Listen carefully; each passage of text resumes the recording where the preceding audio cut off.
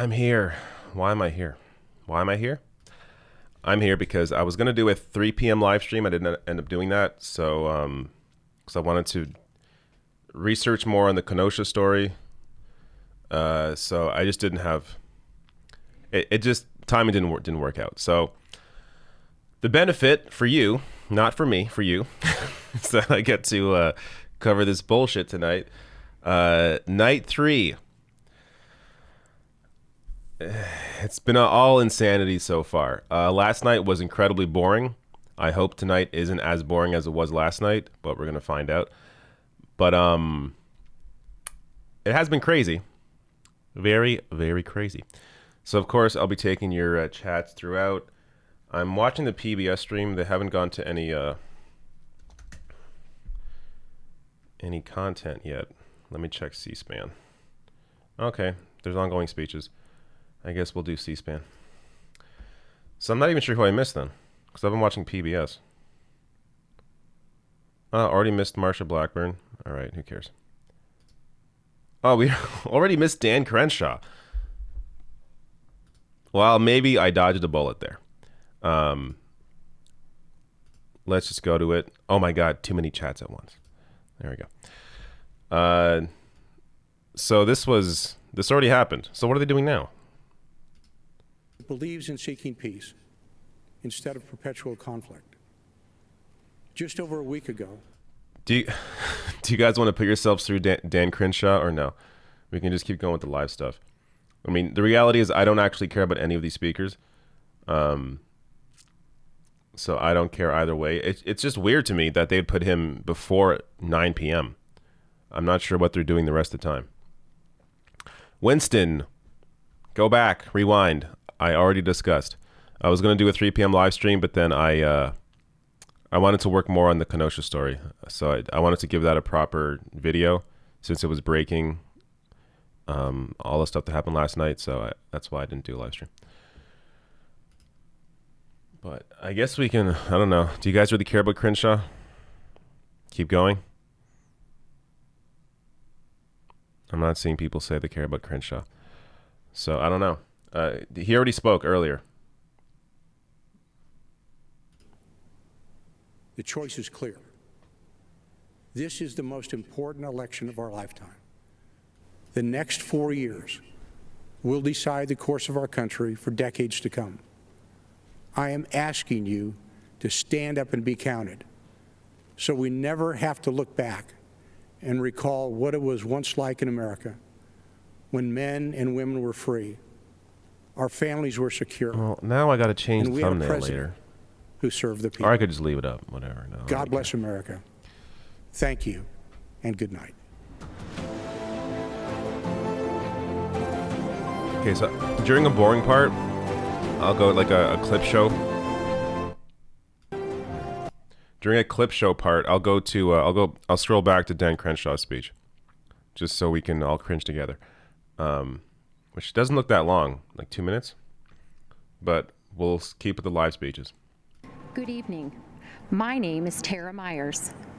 Tonight, I am here as a wife and mother to share how education freedom has personally impacted my family, especially the life of my son Samuel. Before Samuel was even born, I was told his life wouldn't be worth living. When early tests revealed he had Down syndrome, our doctor encouraged me to terminate the pregnancy. He said, more abortion if you shit. do not, Here we go. You will be burdening your life, your family, and your community. I knew my baby was a human being created by God, and that made him worthy of life.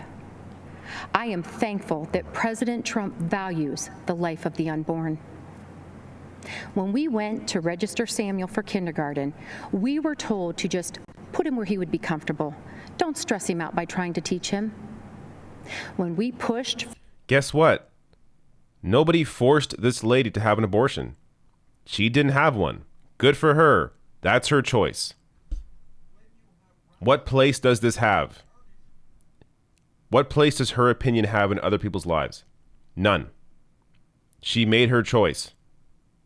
I helped fight to pass legislation in Ohio for a special needs scholarship so that all students could choose the right program for their needs. I worked to start a new functional learning program at our local private school. Finally, Samuel had an appropriate place to learn. Last December, Samuel was invited to the White House to meet our president and share his thoughts on education freedom. He said, "School choice helped my dreams come true. My school taught me the way I learned best. I was able to fit in. I made many..." Well, we got a twofer here. We got both discussion about charter schools and we got a discussion about abortion. President Trump shook my hand and said, "Wonderful job, Mom. Your son is amazing." Unlike the doctor who told me to end Samuel's life before it even began, President Trump did not... He wasn't a person at the time, as she just admitted herself.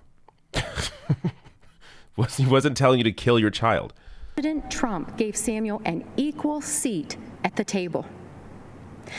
Tonight, I would like to extend my thanks to President Trump and his administration for their work towards making every student's dream of a meaningful education.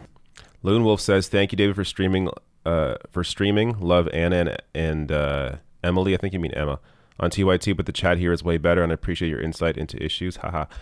I don't think they're doing live commentary anymore, right? So yeah, you could still watch me, anyways.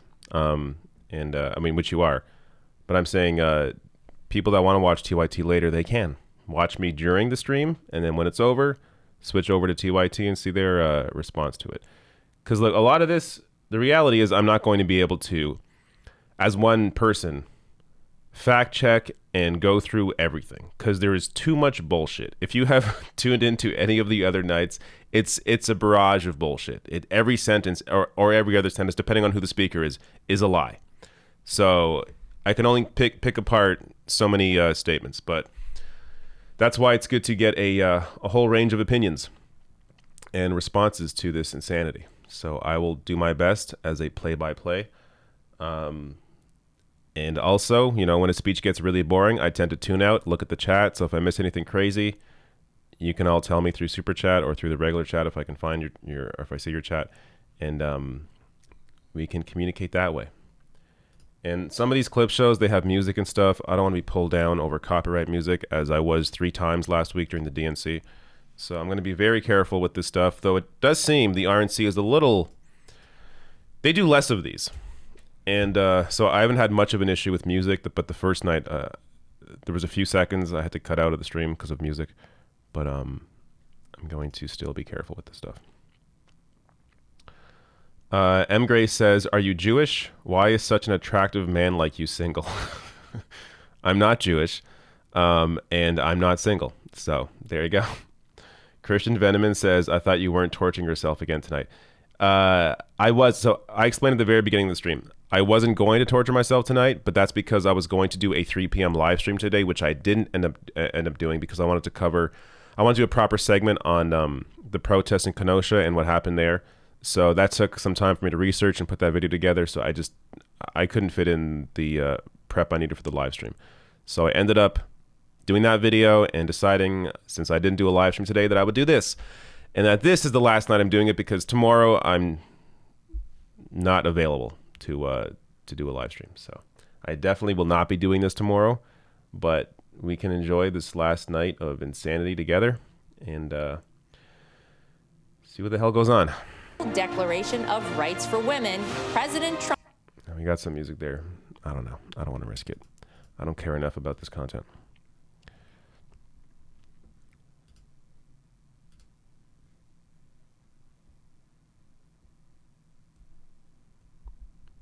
Dole out here clapping cheeks, son. What? I think I gotta look up some of these terms. Clapping cheeks. Don't know what the hell that is. Here we go. What's this? Oh my God. I'm Kayleigh McEnany. You may know me as a supporter of President Trump. I do. But tonight, I'm here to share with you how he supported me, both as a new mom and as an American with a pre-existing condition. When I was 21 years Is her old, condition stupidity? I got a call that changed my life. It was my doctor informing me that I had tested positive for the BRCA2 genetic mutation, a mutation that put my chances of breast cancer at 84%. It was the same So mutation Medicare that for my all. mom had, compelling her to get a preventative double mastectomy, removing her breast tissue, but protecting her from a disease that has taken far too many of our mothers, our sisters, our friends. In my family, 8 women alone were diagnosed with breast cancer, several in their young 20s. So Medicare for all. I now faced the same prospect. For nearly a decade, I was routinely at Moffitt Cancer Center, getting MRIs, ultrasounds, and necessary surveillance. And how much was that? During these visits, I crossed paths with brave women battling cancer and fighting through chemotherapy. They were a testament to American strength. They are American heroes. So Medicare On May for all. 1st, 2018, I followed in my mother's footsteps, choosing actually to get kinda- a preventative mastectomy. I'm actually kind of surprised I was any of them scared. discuss healthcare. The night before, I fought back tears as I prepared to lose a piece of myself forever. But the next day, with my mom, dad, husband, and Jesus Christ by my side, I underwent a mastectomy, almost eliminating my chance of breast cancer, a decision I now celebrate. Breast reconstruction has advanced remarkably. While it is an individual's decision, my doctor and I chose a course of surgery that left me virtually unchanged. But more important than physical results, I developed a strength and a confidence that I carry with me. During one of my most difficult times, I expected to have the support of my family, but I had more support than I knew. As I came out of anesthesia, one of the first calls I received was from Ivanka Trump. As I recovered, my phone rang again. It was President Trump calling to check on me. She is turning a discussion about cancer and healthcare into Donald Trump called me. What a great guy he is. Instead of focusing on the reality that many people get cancer and can't afford the treatments and go into serious medical debt. But that isn't what she gets from this. What she gets from this is Donald Trump's a nice guy because he called me. What a nice man. President Trump called me this morning. I spoke with him several. By the way, this is the exact same thing that Ronna McDaniel on the first night talked shit about when it came to the DNC and how the speeches were just about how Joe Biden's a nice guy in person. And now they're out here doing the exact same fucking thing. I've heard him say the hardest part of his job is writing to loved ones of fallen soldiers. I've seen him offer heartfelt outreach to grieving parents who lost their children to crime in the streets. and I've watched him fight for Americans who lost their jobs. President Trump fights for the American people because he cares about stories like these. I have a 9-month-old daughter. She's a beautiful, sweet little girl. And I choose to work for this president for her. When I look into my baby's eyes, I see a new life, a miracle for which I have a solemn responsibility to protect. I had the chat notification off. It's on now in case you like the super chat stuff that usually pops up here, Streamlabs. So now you will see your chats. Sacred, where God is cherished, not taken out of our schools, removed from our pledge, and erased from our history. I want my daughter to grow up in President Donald J. Trump's America. Oh my God. Choosing to have a preventative mastectomy was the hardest decision I ever had to make. Yet you're so selfish you But can't supporting tie this President to Trump, the larger issue of who will healthcare. protect my daughter and our children's future, was the easiest. What a selfish person. Goes through an experience like that and is still unable to empathize with the other people that are not as fortunate as she is in her ability to pay for treatment like that. Unfucking believable. It's Mike Pence's wife? Aaron Pence. My husband is Vice President Mike Pence. 100 years ago I have no today, idea what to expect the here. 19th Amendment was adopted into the United States Constitution, guaranteeing women the right to vote. Because of heroes like Susan B. Anthony and Lucy Stone, women today, like our daughters, Audrey and Charlotte, and future generations, will have their voices heard and their votes count. The women's suffrage movement was the gateway that led to women having the opportunities to achieve monumental milestones and accomplish significant achievements in both civic and governmental roles. This evening, we look at heroes in our land. As Second Lady of the United States for the past 3.5 years, I have had the honor of meeting many heroes across this great country. The Pences are a military family. Our son Michael serves in the United States Marines, and our son-in-law Henry serves in the U.S. Navy. And one of my key initiatives is to elevate and encourage military spouses. These men and women, like our daughter Charlotte and our daughter-in-law Sarah. Is she going to avoid Trump altogether? To hear so many stories of selfless support, volunteer spirit, and great contributions to the armed forces and our communities. You know, military spouses may experience frequent moves and job changes, periods of being a single parent while their loved one is deployed, all while exhibiting pride, strength, and determination, and being a part of something bigger than themselves. To all of the military spouses, thank you. President Trump and Vice President Pence have been supporting our United States Armed Forces, including our military families, on a significant scale. While traveling throughout our nation to educate military spouses about policy solutions that President Trump has promoted involving real, tangible progress in military spouse employment, I have been inspired to meet heroes like Lisa Bradley and Cameron Cruz. These military spouses decided to start their own business, R Riveter, named after the Rosie the Riveter campaign used to recruit women workers during World War II. R Riveter makes beautiful handbags designed and manufactured exclusively by military spouses. And many of those spouses live all over the country. So this is a commercial for this business? I don't know. Like, I don't know what this speech is supposed to be.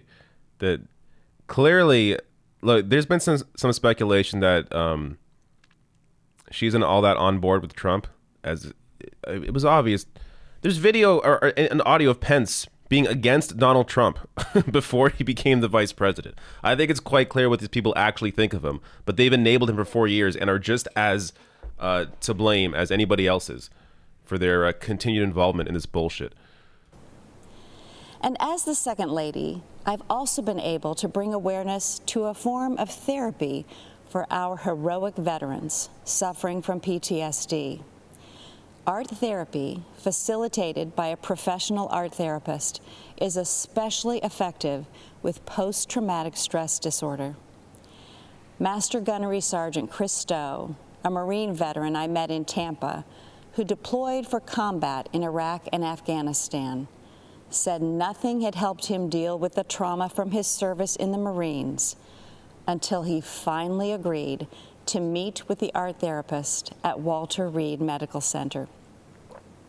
Chris credits art therapy with saving his marriage and his life. And Chris went on to establish a glass-blowing workshop to help other vets. Many of our veteran heroes struggle as they transition back into civilian life, and sometimes the stress is too difficult to manage alone. A few weeks ago, I had the honor of speaking with some amazing Americans who answer the Veterans Crisis Line. One in particular, Sydney Morgan, especially impacted me. A veteran herself, Sydney said it is the highest honor of her life until they physically walk into a clinic to receive help they deserve, and she can pass their hand to someone ready to help. In these difficult times, we've all seen so many examples of everyday Americans reaching out a hand to those in need, those who, in humility, have considered others more important than themselves. We've seen healthcare workers, teachers, first responders, mental health providers, law enforcement officers, grocery and delivery workers. This is undoubtedly the most rational speech out of the entire RNC so far. And it's because she's purposely avoided Trump and avoided the political debate. Women secured the right to vote. So let's vote, America. Let's honor our heroes. Let's re-elect President Trump and Vice President Pence for 4 more years. God bless our heroes, and God bless the United States of America. Well, the last part, obviously, was political, but the rest of it was fine. Support military families, veterans, no issue with that. It's her way of completely avoiding the entire debate that's going on between these two parties. And oh my God, Kellyanne Conway. I would have put her on the thumbnail if I knew she was going to be here. 100 years ago, courageous warriors helped women secure the right to vote. This has been a century worth celebrating, but also a reminder that our democracy is young and fragile. A woman in a leadership role can still seem novel. Not so for President Trump. For decades, he has elevated women to senior positions in business and in government. He confides in and consults us, respects our opinions, and insists that we are on equal footing with the men. President Trump helped me shatter a barrier in the world of politics by empowering me to manage his campaign to its successful conclusion. They endlessly bitch about Democrats and the focus on identity, and here they do the exact same thing. Wisdom, and we won. For many of us, women's empowerment is not a slogan. It comes not from strangers on social media or sanitized language in a corporate handbook. It comes from the everyday heroes who nurture us, who shape us, and who believe in us. I was raised in a household of all women. They were self-reliant and resilient. Their lives were not easy, but they never complained.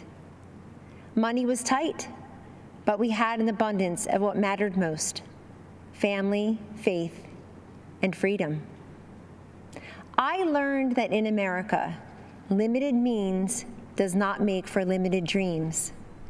The promise of It America absolutely does. belongs to us all. Total bullshit. This is a land of inventors and innovators, of entrepreneurs and educators, of pioneers and parents, each contributing to the success and the... Your zip code is the number one identifying factor in terms of how successful you're going to be. Of course, there's going to be the occasional person that gets out of that, but the vast majority of people, 100%, you are impacted by the family you're born into, by the wealth you're born into. 12-hour COVID shift, and then took a brief break, only to change her mask, gown, and gloves to do it all over again. The small business owner striving to reopen after the lockdown was lifted, and then again after her store was vandalized and looted. The single mom with 2 kids, 2 jobs, 2 commutes, who 10 years after that empty promise finally has health insurance. President Trump and Vice President Pence have lifted Americans. Has health insurance thanks to who? And how about the 2 jobs? Why are you celebrating 2 jobs? Why does someone need 2 jobs to live? President comforting and encouraging a child who has lost a parent who has lost a child, a worker who lost his job, an adolescent who lost her way to drugs. Don't lose hope, he has told them, assuring them that they are not alone. A daughter who lost her and that they parents matter. to insanity. There always Oh, will wait, be that's your people family. who have far more than us. Our responsibility is to focus on those who have far less than us. President Trump has done precisely that in taking unprecedented action to combat this nation's drug crisis. He told me, "This is so important, Kellyanne. So many lives have been ruined by addiction and will never even know it because people are ashamed to reach out for help and they're not even sure who to turn to in their toughest hour." Rather than look the other way, President Trump stared directly at this drug crisis next door, and through landmark bipartisan legislation has helped secure historic investments in surveillance, interdiction, education, prevention, treatment, and recovery. We have a long way to go, but the political inertia that costs lives and the silence and the stigma that prevents people in need from coming forward is melting away. This is the man I know and the president we need for 4 more years. He picks the toughest fights and tackles the most complex problems. He has stood by me, and he will stand up for you. In honor of the women who empowered me and for the future of the children we all cherish, thank you, and God bless you always. All right. Let me grab some chats unless somebody interesting comes out.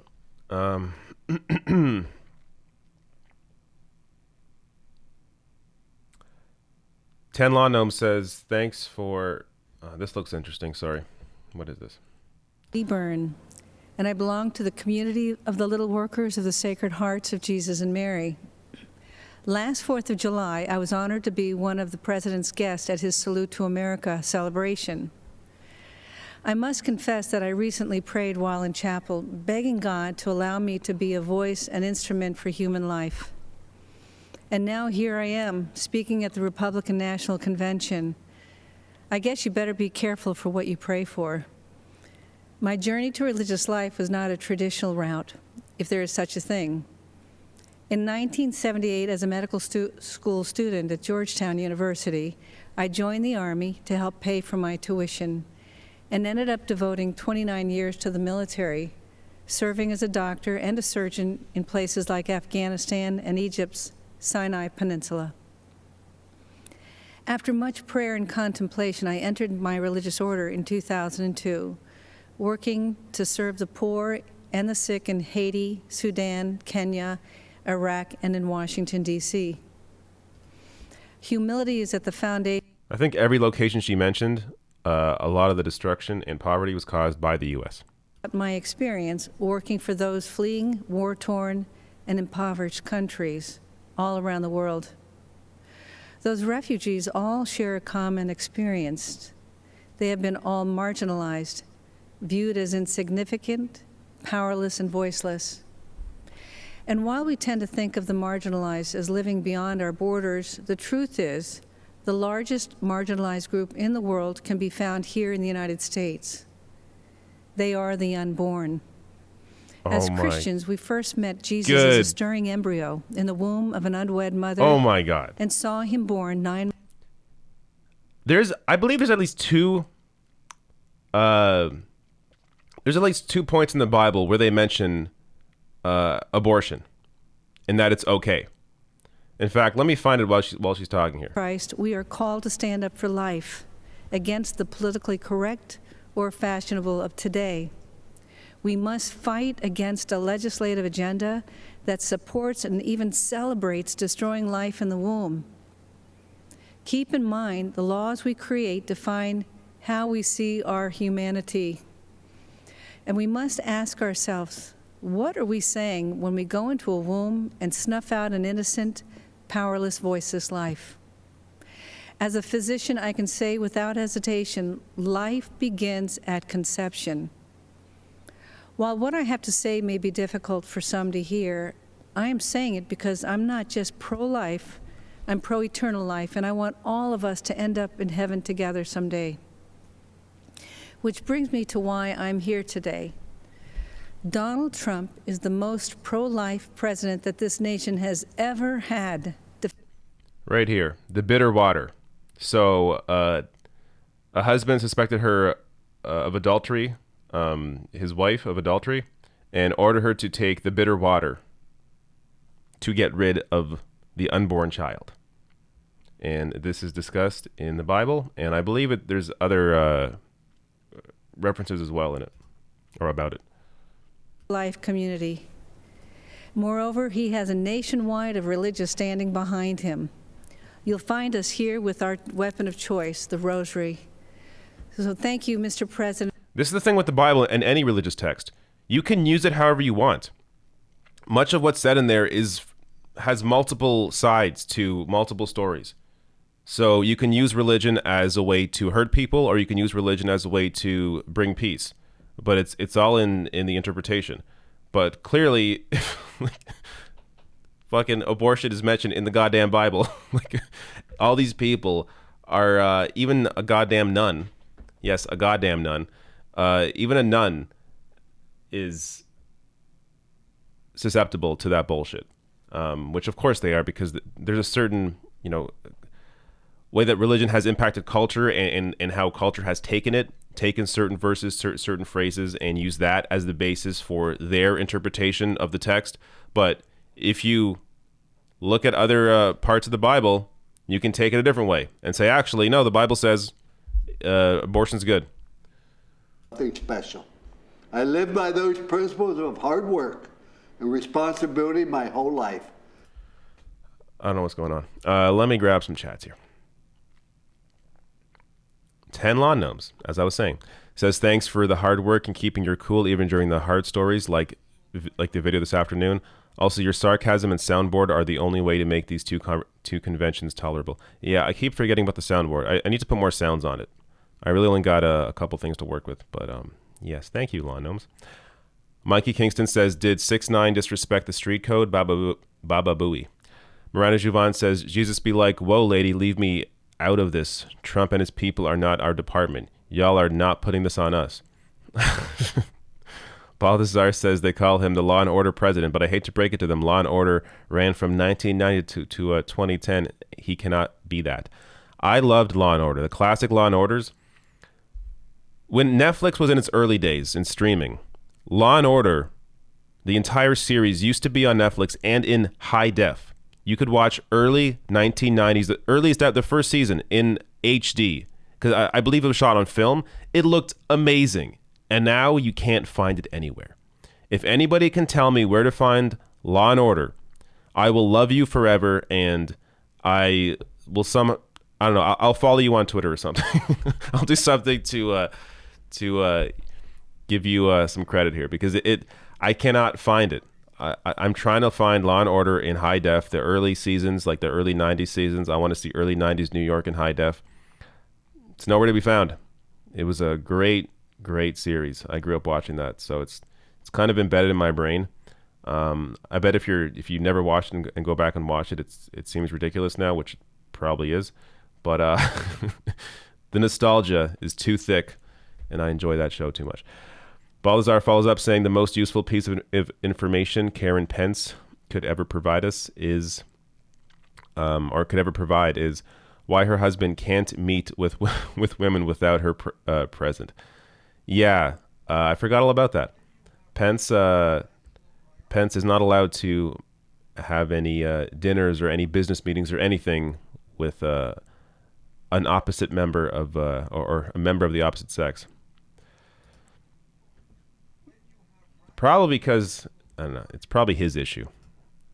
At least from that speech, his wife seems a little more rational, but who knows? Wait, more chats coming in. I don't care about former NFL coach. I really don't. Let me finish some of these chats up. Lauren says, how's your night going? It's going all right so far. You know, I'm watching the RNC. It's the worst, but this is what I do. Balthazar says the only acceptable final sentence of Kellyanne Conjob's speeches is conservatism is like crystal meth, one hell of a drug. Red Light Max says insert the Handmaid's Tale joke here. Christian Venement says you'd think conservatives would be fine with abortion since all babies/fetuses go to heaven according to them. Yeah, I mean they just go straight to heaven, so what's the big deal? Balthazar says if life starts at conception, most women who have one child will be charged with murder as 75% of fertilized embryos don't make it to term. Yep. Gabrielle Reyes says, do you think they will overturn Roe v. Wade? I really don't, but it's not something I'd play with. I also didn't think the Trump administration would be this crazy. I thought the GOP would want to limit some of his insanity, but they haven't at all. So they've only enabled it. So yeah, you know what? Probably. They probably will. So you better fucking vote. Hi, I'm Michael McHale, but my friends call me Mick. I'm a 30-year active duty member of law enforcement in the state of Florida. I am also That's nice. Tejaswi says the RNC messaging, no matter how lopsided, plus the riots giving boost to Trump, Democratic leadership is nowhere to be seen for any platform. Let me read this again. The RNC messaging, no matter how lopsided, and the riots are giving a boost to Trump. Democratic leadership is nowhere to be seen for any platform causes. I don't agree with that at all. I think this RNC is... Jeez, my voice is completely going. I think this RNC is showcasing how crazy this party is. I don't think it's helping them at all.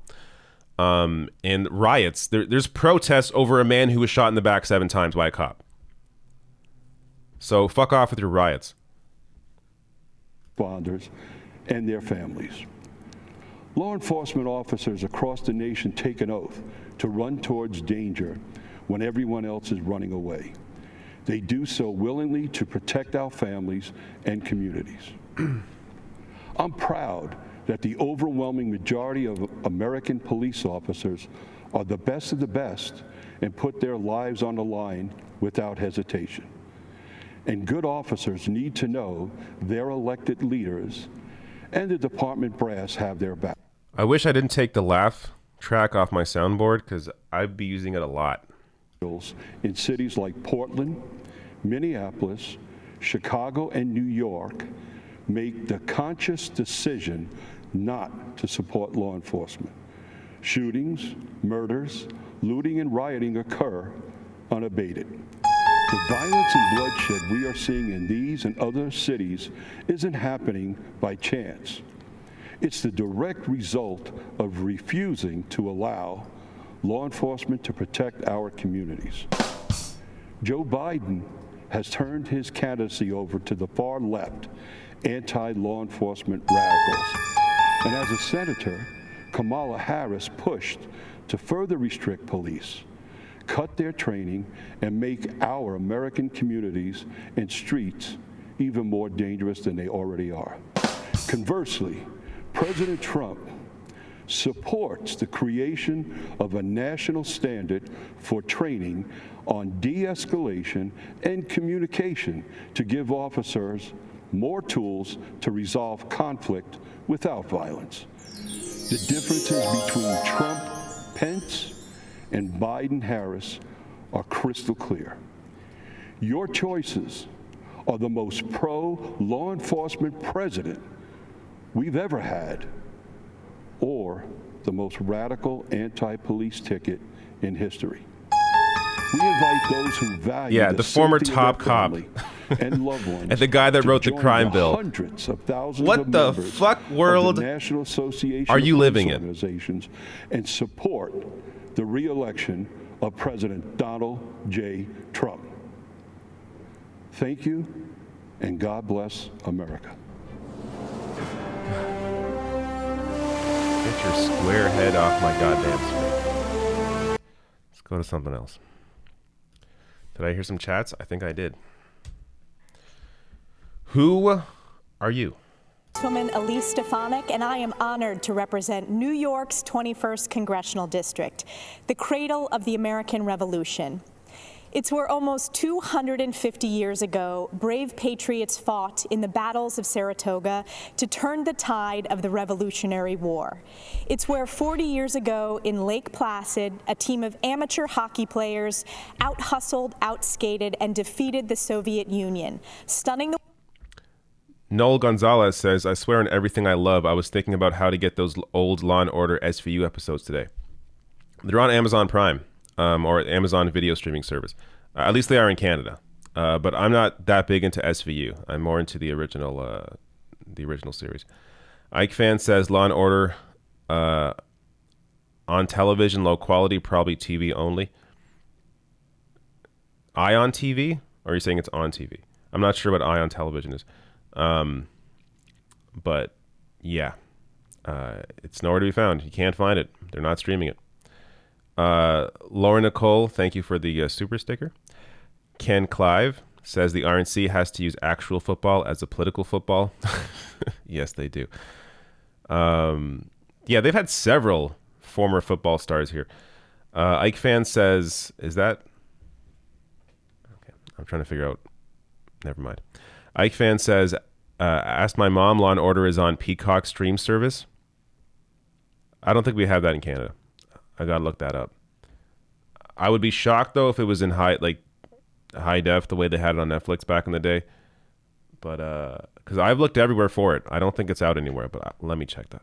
Families and protect the American dream for future generations. Since his first day in office, President Trump has fought tirelessly to deliver results for all Americans, despite the Democrats' baseless and illegal impeachment sham and the media's endless obsession with it. I was proud to lead the effort standing up for the Constitution, President Trump, and... Only 8 seasons of Law & Order are on Peacock, and they're the older seasons, or the newer seasons. 13 to 20. I want the older ones, the first 10 seasons. You can't find them. They're nowhere to be found. They're in a vault somewhere. Support for President Trump is stronger than ever before. We know what's at stake in this historic election. Americans from all walks of life are unified in support of our president. It's why more Republican women than ever are running for office this year. We understand that this election is a choice. Notice how she didn't mention that there are more Democratic women, but that would undercut her point. President Trump is working to safely reopen our Main Street economy. He understands that the engine of our country is fueled by the ingenuity and determination of American workers, entrepreneurs, and small businesses. Joe Biden wants to keep them locked up in the basement and crush them with $4 trillion in new taxes. We face a critical choice. Joe Biden's far-left failed policies of the past 47 years, or President Trump, who will stand up for the American people and the Constitution. I believe in the wisdom and spirit of the American people to elect the only candidate. They've been breaking the law during this RNC by holding events at the White House. That is against the Hatch Act. So how is he...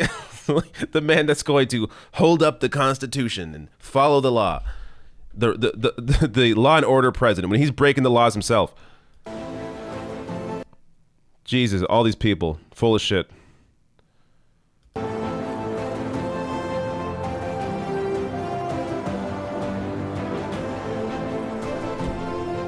Good evening. I'm Madison Cawthorn, and I'm running to represent North Carolina's 11th Congressional District. This is a time of great adversity for our country, and I know something about adversity. At 18 years old, I was in a horrific car accident that's left me paralyzed from the waist down. Instantly, my hopes and dreams were seemingly destroyed. I was given a 1% chance of surviving, but thanks to the power of prayer, a very loving community, and many skilled doctors, I made it. It took me over a year to recover. My first public... Guess what? You can still be disabled and racist. Being disabled does not preclude you from being an asshole. I stood out in a crowd, but as I wheeled through the stadium, I felt invisible. At 20, I thought about giving up. However, I knew I could still make a difference. You know, my accident has given me new eyes to see and new ears to hear. God protected my mind and my ability to speak. So I say to people who feel forgotten, ignored, and invisible, I see you. I hear you. At 20, I made a choice. In 2020, our country has a choice. We can give up on the American idea, or we can work together to make our imperfect union more perfect. I choose to fight for the future, to seize the high ground and retake the shining city on a hill. While the radical left wants to dismantle, defund, and destroy, Republicans, under President Trump's leadership, want to rebuild, restore, and renew. I just turned 25.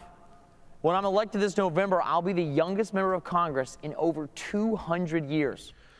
I'm going to guess here that he wasn't paralyzed from the waist down by a cop that shot him in the back 7 times. Just a guess. I imagine it was something else. Abe Lincoln, 22 when he first ran for office. And my personal favorite, James Madison, was just 25 years old when he signed the Declaration of Independence. In times of peril, young people have stepped up and saved this country, abroad and at home. We held the line, scaled the cliffs, crossed oceans, liberated camps, and cracked codes. Yet today, political forces want to usher in the digital dark ages, a time of information without wisdom, and tribalism without truth. National leaders on the left have normalized emotion-based voting and a radicalized identity politics that rejects Martin Luther King's dream. MLK's dream is our dream. What? For all Americans to be judged solely on their character. Millions of people risk their lives every year to come here because they believe in the dream of MLK and the American dream. Says a guy who is out here using his disability to sell himself, talking about how we should be judged by our character. What the fuck? Oh my God. The layers of bullshit. Town Square. It welcomes all ideas and all people. Here we will have freedom of speech, not freedom from speech. To liberals, I say let's have a conversation. Be a true liberal. Listen to other ideas and let the best ones prevail. And to conservatives, I say let's define what we support and win the argument in areas like healthcare and on the environment. In this new town square, you don't have to apologize for your beliefs or cower to a mob. You can kneel before God, but stand for our flag. The American idea my ancestors fought for during the Revolutionary War is just as exciting and revolutionary today as it was 250 years ago. I say to Americans who love our country, young and old, be a radical for freedom. Be a radical for liberty. And be a radical for our republic, for which I stand. One nation under God, with liberty and justice for all. Thank you, and may God bless America.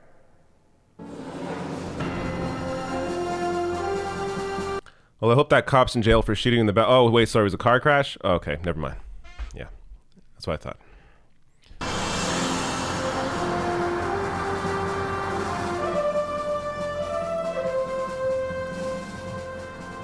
I'm Jack Brewer, a former 3-time NFL team captain, college professor.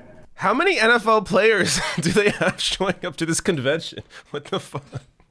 This is insanity. Jesus Christ. What is going on here? I need an NFL soundboard. This is insane. How many? I've lost count. Do we really need to hear what former NFL players have to say? Let me grab some chats.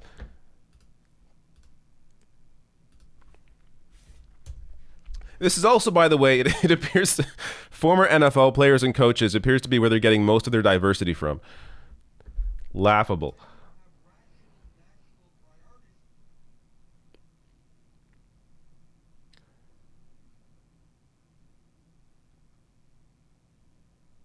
Hyper on Gamer says, David, I sent you a tweet, original Law and Order episodes. All right. I'll check that in a minute. I'll get back to you. I don't believe you, though. Gina McGrath says, at this point, the DNC should retaliate with the Trump's campaign. With the Trump campaign has been infiltrated by far-right militias, QAnon believers, Islamophobes, fascists, and they wouldn't technically be wrong either. Yeah, well, they should. I mean, like, the DNC last week was pretty much all about attacking Trump, but they continue to purposely ignore that Trump is just a representation of the Republican Party as a whole, and he's just the party that's unfiltered. So they absolutely should have focused on, how the entire party is disgusting. But they're not, because they're trying to win over those voters, which they're not going to get, because 95% of them support Trump, and the 5% that don't are the millionaires and billionaires on television. So it's a horrible strategy, and they're only doing it because that's what their corporate backers, their donors allow. They're not going to push for actual progressive policy and grab the voters that don't normally vote, the disillusioned voters, the progressive voters. Complete failure in strategy. Red Light Max says, RNC 2020 Night 3, where's George W. Bush? Was he invited to speak and did he decline? Or was he snubbed by Trump? I don't think he would. There's no, I'm not sure where George Bush stands. I don't think he supports Trump. If he does, he doesn't do it publicly. So you're not seeing any former presidents here. It's all NFL players and nuns. That's showing up to this convention. It's America. The inmates in my federal prison program literally receive days off their sentence just for attending my class.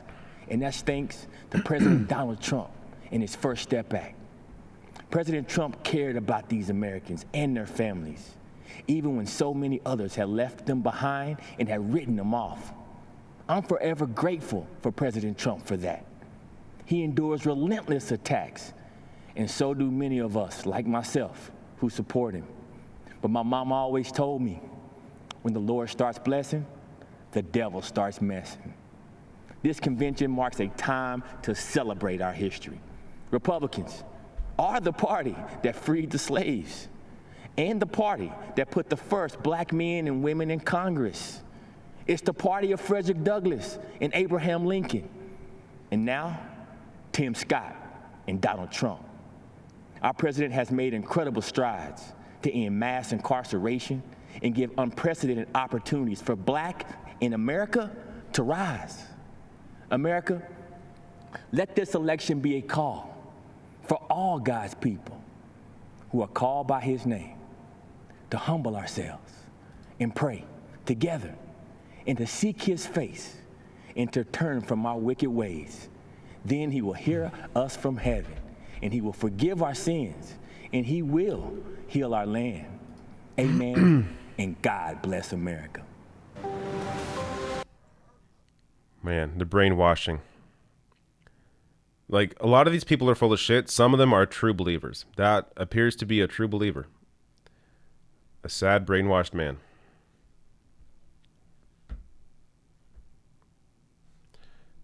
Let me, oh, never mind.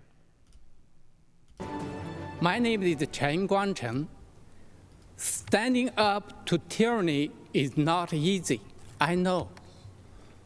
When I spoke out against China's one-child policy and other injustices, I was prosecuted, beaten, sent to prison, and put under house arrest by the Chinese Communist Party, the CCP.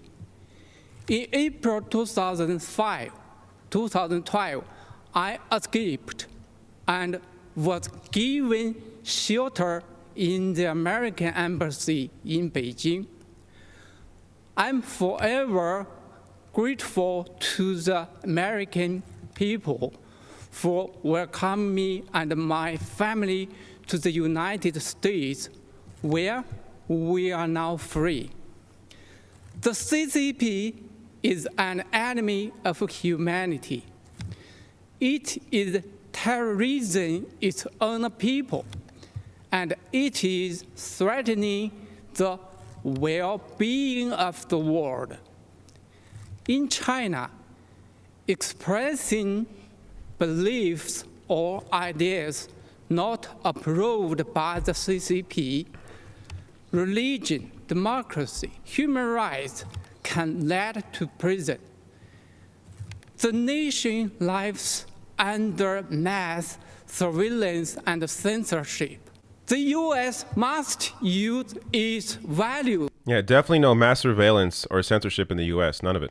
Rule of law to gather a coalition of other democracies to stop CCP's aggression. President Trump had led on this, and we need the other countries to join him in this fight, a fight for our future.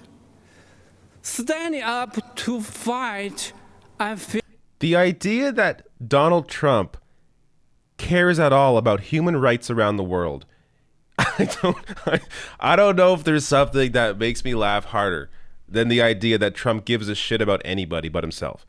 To support, vote, and fight for President Trump for the sake of the world. Thank you.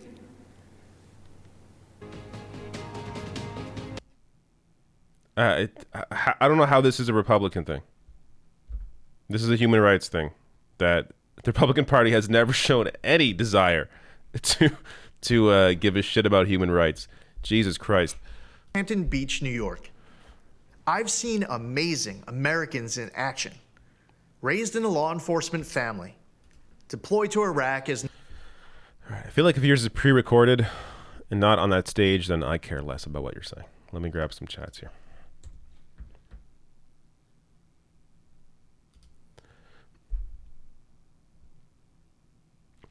Nancy Bernard says, I really appreciate your coverage of both the DNC and RNC. Your perspective and humor matches my sentiments exactly. I just became a Patreon. Thank you. Thank you, Nancy, so much for becoming a patron. therationalnational.com/join or patreon.com/therationalnational. Links are below the video to support. Of course, super chats help as well.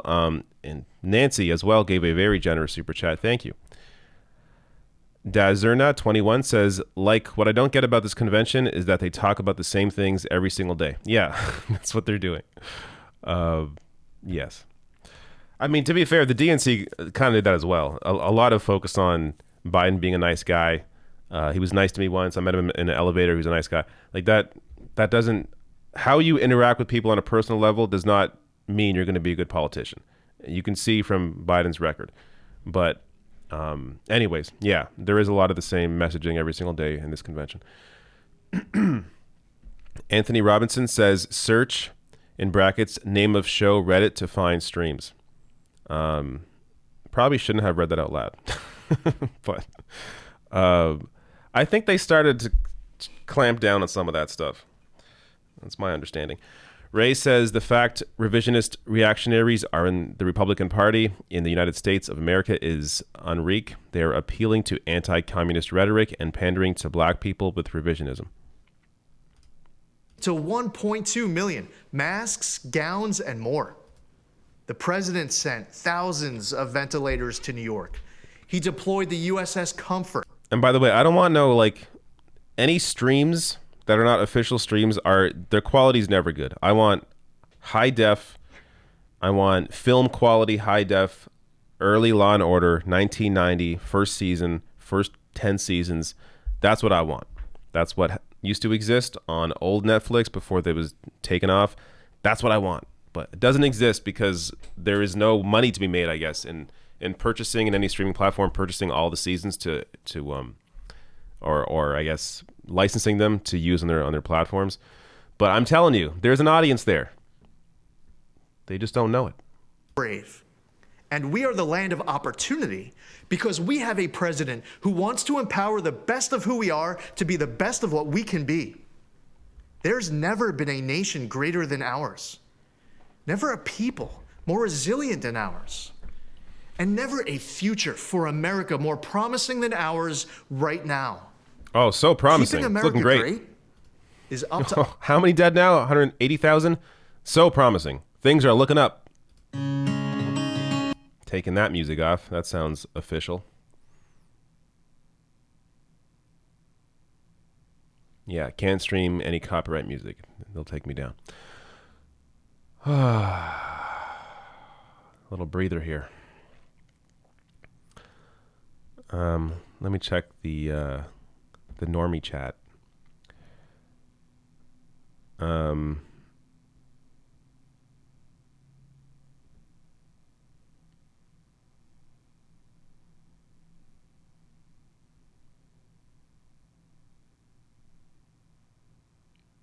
Marcus says, reminder that 57% of Republicans think the death toll from COVID is acceptable. Yeah.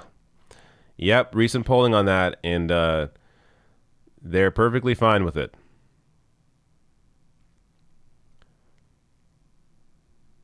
Red Turtle says, I love how every time they talk about Trump's COVID response, it's like what he did in April and nothing else. They're living in an alternate universe where COVID never happened. It's almost never brought up. I think it was brought up in the first night. They had some people that recovered, I believe, from COVID, or at least one guy that did. But there's never a greater discussion about it because it's Trump's biggest failure. You compare the U.S. to any other country, it is a massive failure. Oh, Jesus. It's truly a privilege. My name is Joni Ernst. Oh, we know. I was raised on a small family farm here in Iowa, where I learned the importance of faith, hard work, and service. I worked my way through college, then dedicated my life to serving my country as a local official, a battalion commander in the military, and as a U.S. Senator. Service, it's more than a word to me. It's a mission, a way of life. It's what brought me to Cedar Rapids, Iowa in 2008 when I was in the National Guard. We saw historic floods that swept through the communities. We lent a helping hand to our fellow Iowans who were literally underwater. We thought we had seen the worst, but 12 years later, these same communities have faced an even more devastating disaster, the recent derecho storm. If you don't live in Iowa, you may not have heard much about it at first. While reporters here in the state were in the trenches covering the equivalent of a Category 2 hurricane, most of the national media looked the other way. To them, Iowa is still just flyover country. Houses, farms were destroyed. About 1/3 of our crops here were damaged. In some cases, these storms wiped out a lifetime of work. And yet Iowa farmers didn't hesitate to grab their chainsaws and check on their neighbors. Our farmers live every day with that sense of service. The steward Check on their neighbors. Sounds like communism. Caring about other people and the community? Better watch out. an emergency declaration for Iowa to provide relief. And of course, when President Trump came to Cedar Rapids, the national media finally did too. For years, I've worked closely with the president for farmers in Iowa and across the country. We scrapped Obama and Biden's punishing waters of the United States rule, which would have regulated about 97% of land in Iowa, in some cases, even puddles. it would have been a nightmare for farmers. The president delivered on major trade deals with Japan and the United States-Mexico-Canada agreement. And he implemented the sale of E15 fuel year-round. That means more choices for you at the pump and more jobs for farmers in the heartland. This is something the Obama-Biden administration failed to do in 8 years. In fact, I can't recall an administration more hostile to farmers than Obama-Biden, unless you count the Biden-Harris ticket. The Democratic Party of Joe Biden is pushing this so-called Green New Deal. If given power, they would essentially ban animal agriculture and eliminate gas-powered cars. It would destroy the agriculture industry. Factory farming needs to be eliminated. That is separate from what many of these farmers are actually engaging in. Farmers. Knowing we have an ally in the White House is important.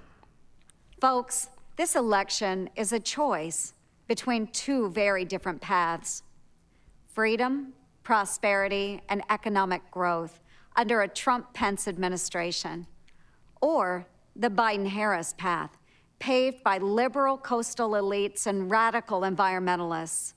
An America where farmers are punished, jobs are destroyed, and taxes crush the middle class.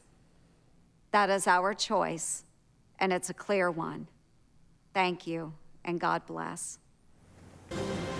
No matter what the fuck, no matter who the fuck the nominee is, they're a radical leftist. Doesn't matter. Shackled in the belly of a slave ship, an 8-year-old boy named Silas Burgess came to America to be sold on an auction block. By the grace of God and the courage of slaves who believed in freedom, Silas escaped through the Underground Railroad and settled in the great state of Texas. He went on to become a successful entrepreneur. He built his community's first church, first elementary school, and purchased 102 acres of farmland, which he paid off in 2 years. I'm here today, a candidate for Congress, because of my great-great-grandfather, Silas Burgess. I was raised in the South during the days of Jim Crow and the KKK. Even through the challenges of segregation, we were taught that anything is possible in America. When I was 22 years old, I thought all my dreams had come true when I was drafted by the New York Jets. 10 years later, with a Pro Bowl nod and a Super Bowl championship under my belt, I left the NFL to start a... This is another former NFL player. Oh my God. As I said earlier, all their diversity comes from former NFL players. Now, at least this guy is an actual, or he's a candidate. He's not even a member of the House. He's a candidate. All their diversity comes from former NFL players. It's fucking insane. Fan. But those hard days would pay off, and eventually I started a rewarding career in the corporate world. We live in a country where we're encouraged to dream big, where second chances are at the core of our American DNA. We don't hear that same message from Nancy Pelosi's Congress. Career politicians, elitists, and even a former bartender want us to believe it's impossible. They want us to believe that what I did, what my great-great-grandfather did, is impossible for ordinary Americans. As patriots, we know better.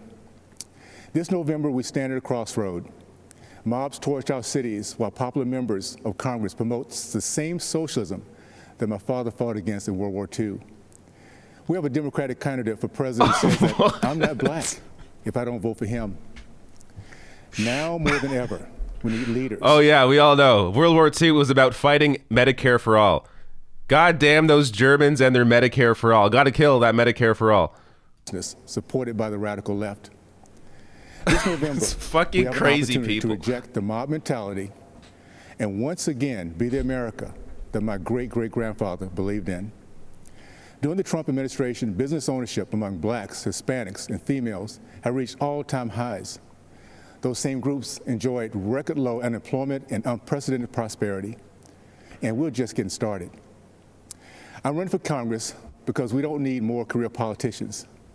We need a few more chimney sweeps. We need more leaders like President Trump who understand the freedoms that make up the fabric of America. He just finished talking shit about AOC, a former waitress. And now he's saying you need more regular people. Yeah, that's what that's who the person that you just attacked is. Holy shit. 4 more years, and I promise you, we will make you proud. Thank you, and God bless the United States of America. Hypocrisy, projection, and lies. Almost every single speech, except for Mike Pence's wife, who just focused on military families.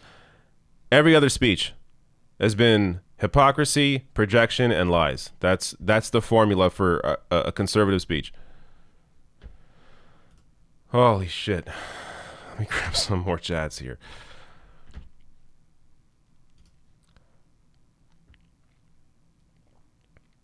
Anthony Robinson says, so I checked, it's in HD, but there were like 50 ads. Yeah, I don't want any. I don't want none of that shit. I want some legit.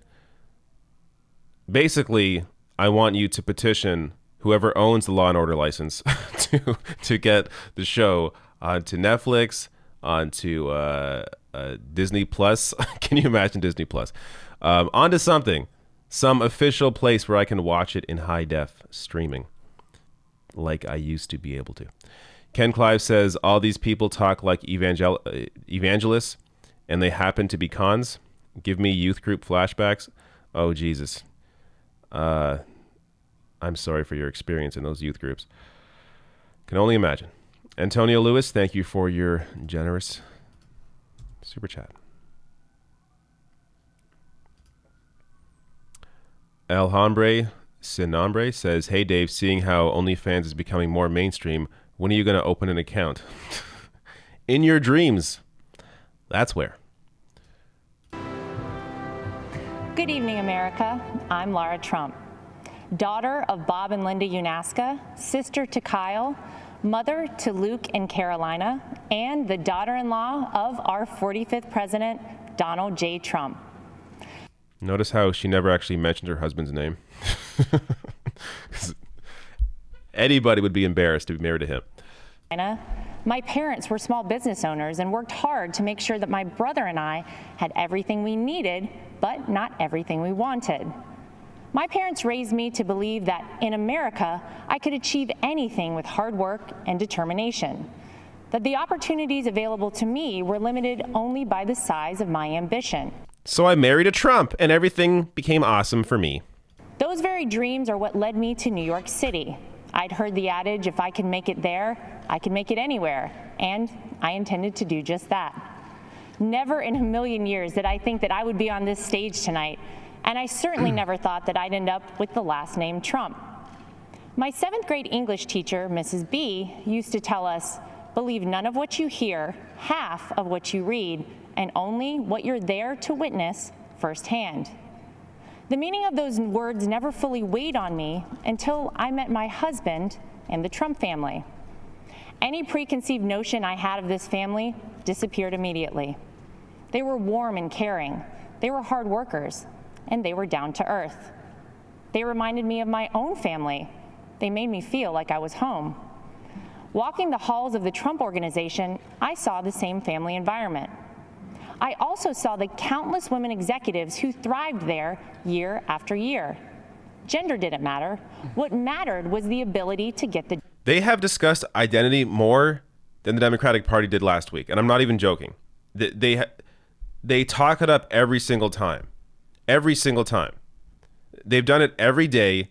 Every other speaker mentions their identity, something about their identity. It is amazing how often these people attack Democrats over this shit, and they do it themselves all the goddamn time. In his administration, Secretary of the United Nations, Secretary of the Air Force, the first female CIA director, the first black female director of the Fish and Wildlife Service, and countless ambassadors, just to name a few. Under President Trump's leadership, women's unemployment hit the lowest level since World War II. 4.3 million new jobs have been created for women. In 2019 alone, women took over 70% of all new jobs. Female small business ownership remains at an all-time high, and 600,000 women have been lifted out of poverty, all since President Trump took office. He didn't do these things to gain a vote or check a box. He did them because they're the right things to do. 100 years ago today, the 19th Amendment was ratified, granting the right to vote to every American woman. And since that day, incredible strides have been made by women in America. From Amelia Earhart to Rosa Parks and Sally Ride, women shaped our history and are part of what has made our country the most exceptional nation in the world. I often think back to my 24-year-old self, driving alone in my car from North Carolina to New York City. And I think about what I'd tell myself now as we head towards the most critical election in modern history. This is not just a choice between Republican and Democrat or left and right. This is an election that will decide if we keep America America or if we head down an uncharted, frightening path towards socialism. Oh yeah, uncharted. Joe Biden. Uncharted path of Joe Biden, former vice president of Barack Obama. Totally uncharted. No idea what he's about. Doesn't have a 40-year record to look at to see what this man's about. Doesn't have a platform that is incredibly conservative, that it could be the GOP platform from the 1990s. Nope. No idea what's ahead of us. Fucking losers. In the history of the world. Will we remain the beacon of hope for those around the world fighting oppression, communism, and tyranny? The choice is ours. I know the promise of America because I've lived it, not just as a member of the Trump family, but as a woman who knows what it's like to work in blue-collar jobs, to serve customers for tips, and to aspire to rise. Rise by marrying a Trump.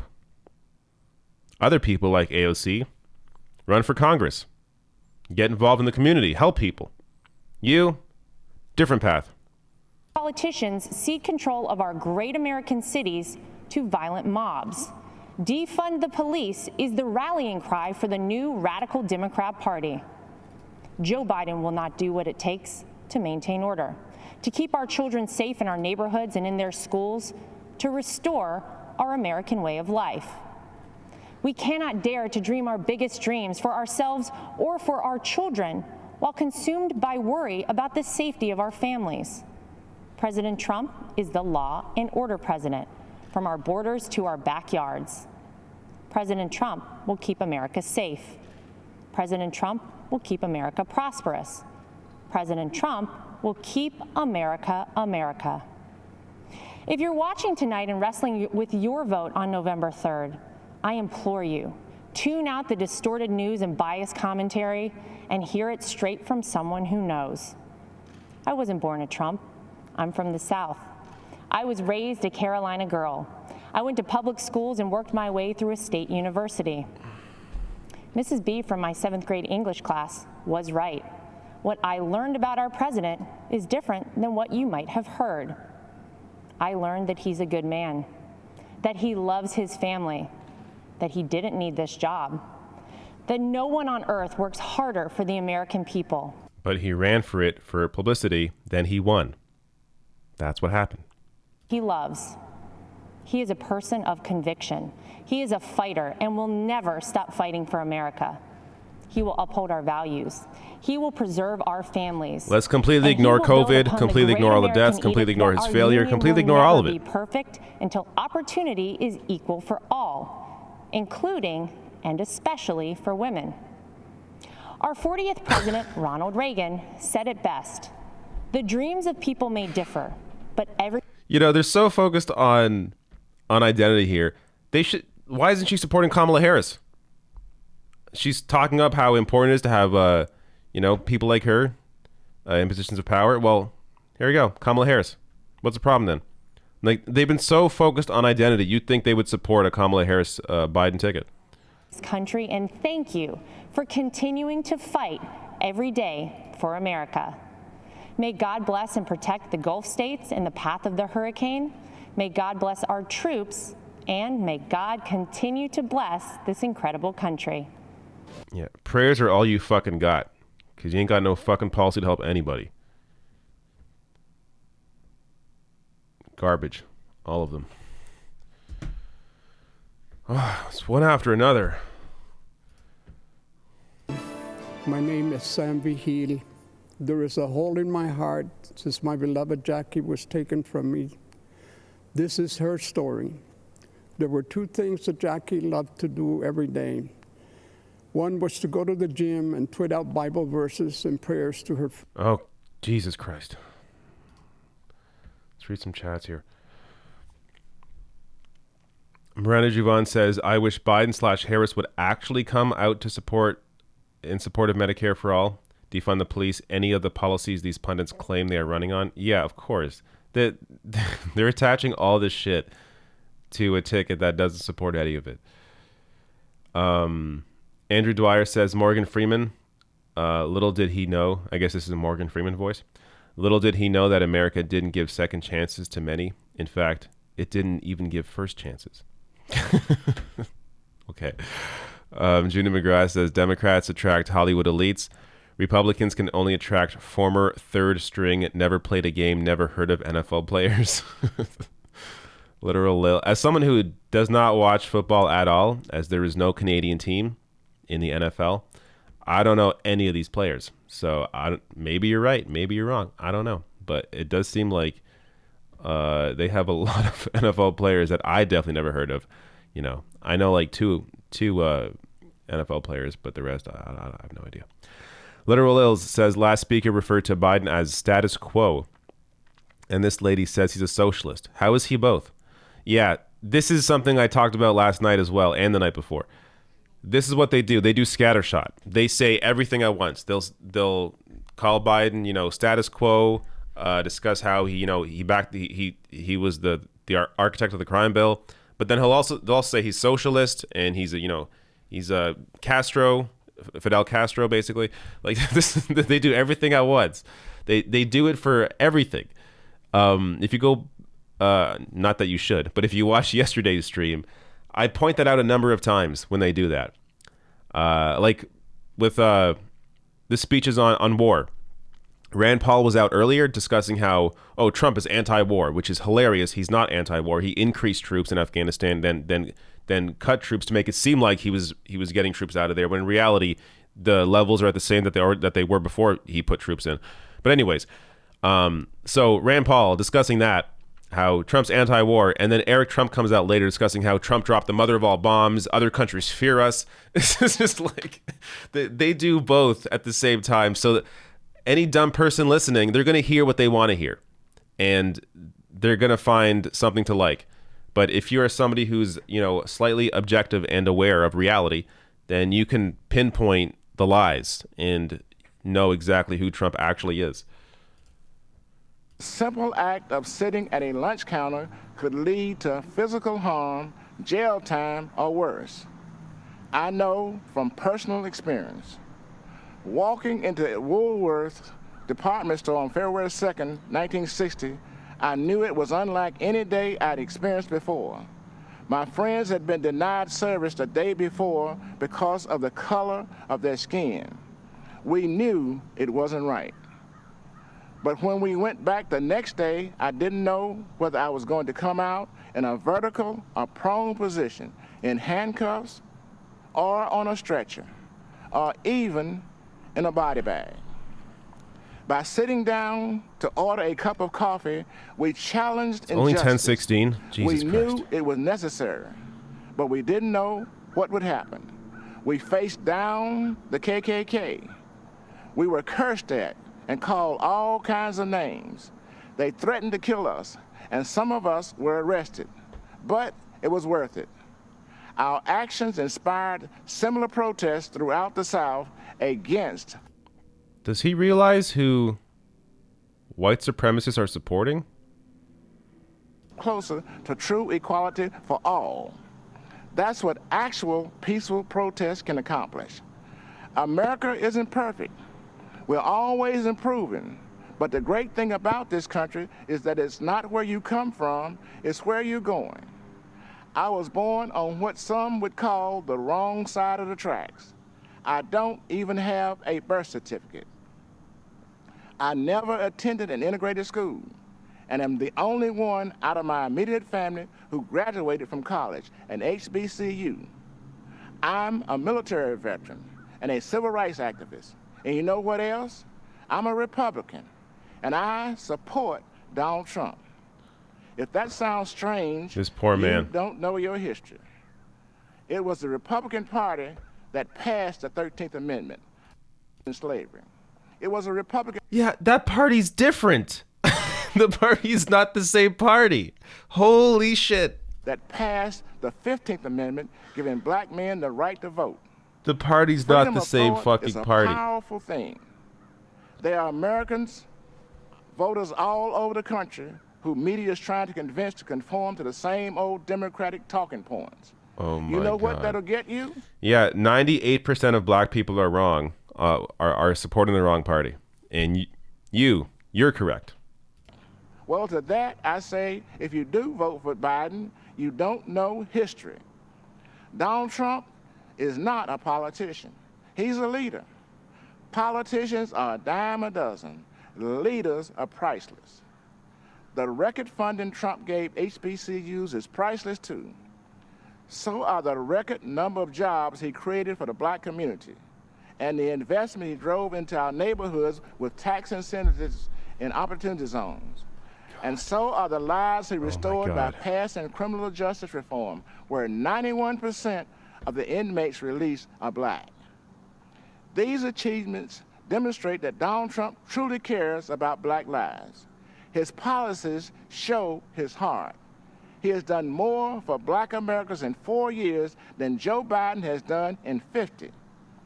Donald Trump is offering real and lasting change, an unprecedented opportunity to rise.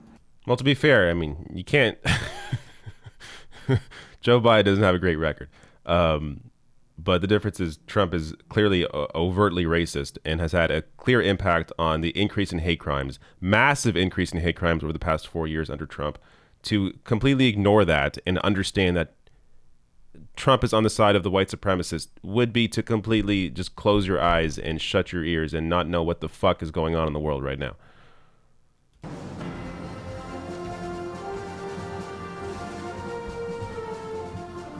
During the presidential primary debates 4 years ago, one outsider stood alone and said in public what most Americans thought in private.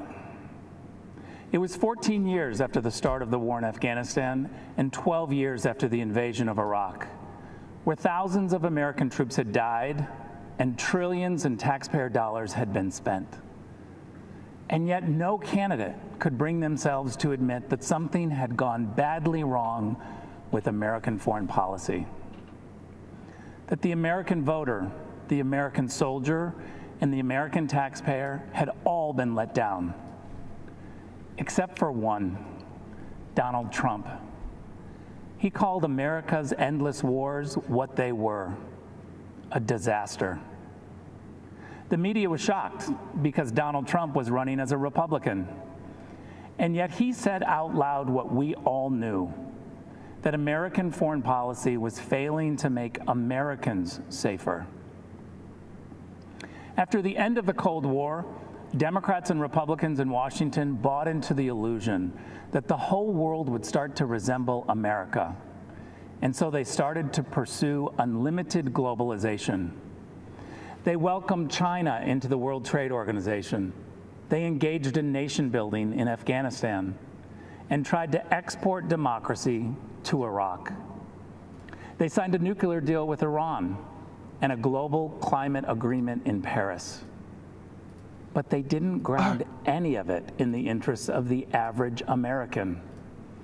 The complete, just what, cutting out the GOP in history, their piece in every single one of those things. What the this is next level insane.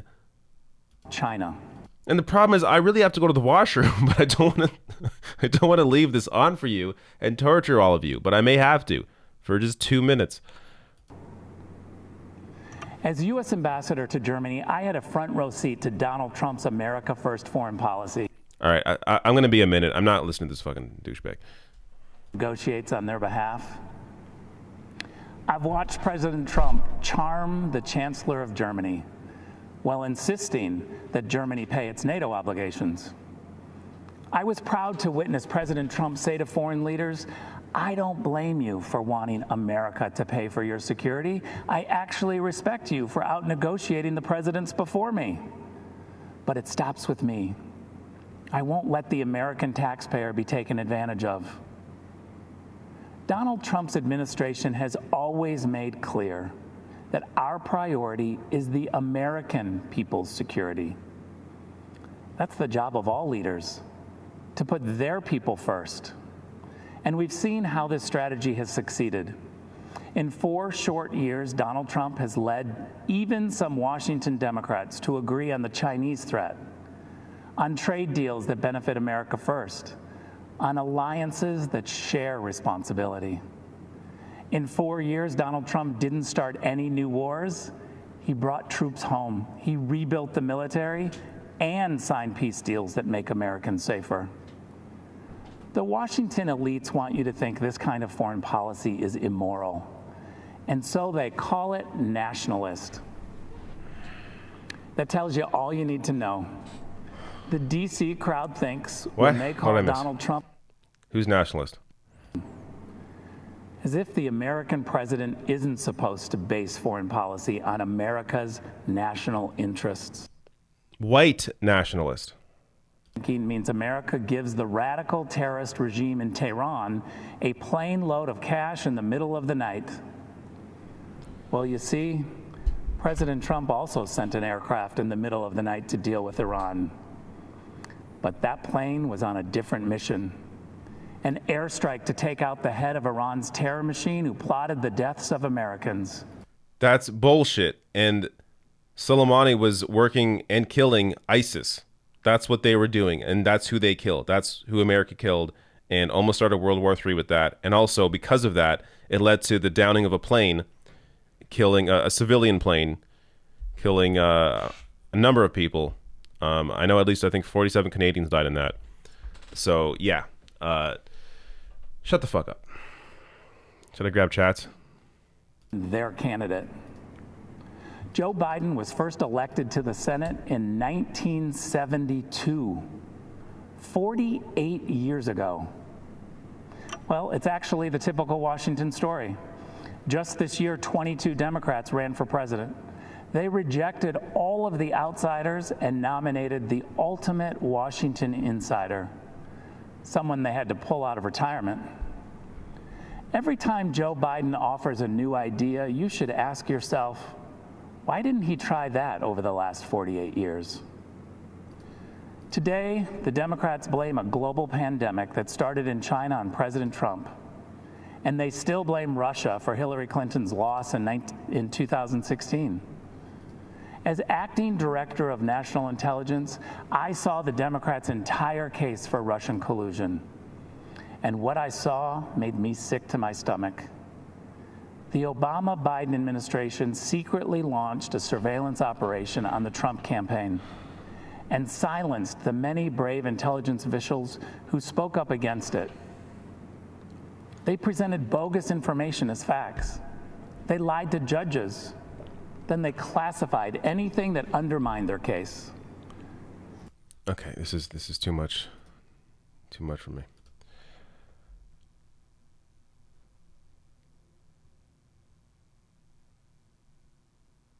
Here I was. Lost my space. Sasha Mullen says, Amelia Earhart got lost in uncharted socialism. Subversively Surreal sends a super sticker. Thank you. Subversively Surreal again says, they did take advantage of Thomas Frank. He's excellent book about how the Democrats abandoned them. Earlier, sad truth. Yeah, like some of this as well with the Democrats here in Biden is true, but that doesn't make the case for Trump. As I've discussed on this channel a million times, Biden's a horrible candidate and Trump's a neo-fascist. So I rather fight a neoliberal than a neo-fascist. Sympathizers or globalization fanatics. With Donald Trump and Mike Pence in the White House, the boss is the American people. Meaning I rather a neoliberal in charge, in case that wasn't clear. Policy, America first. America first does not advance the interests of one group of Americans at the expense of another.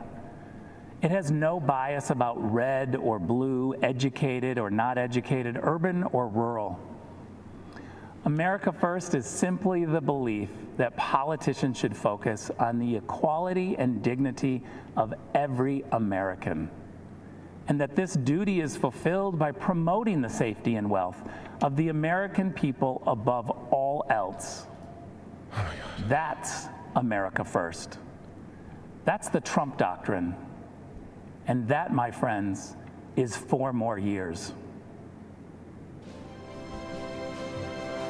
Boring speech that was. I'm glad I missed a bit of it. Oh, I missed the chance to play this. I gotta use that more often. If there's music on here, inspired the words of our national anthem, penned here as the smoke of battle lifted. Yeah, this is just some bullshit. Okay. Let me grab some chats from the normie chat. How y'all doing in there? How's it going? By the way, it's like a minute delay, so you are only seeing this a minute later. But let me see if I can grab something before the next speaker comes out. Lies, lies, and more damn lies. Yeah, that speech had plenty of lies. I'm going to scroll up a bit here.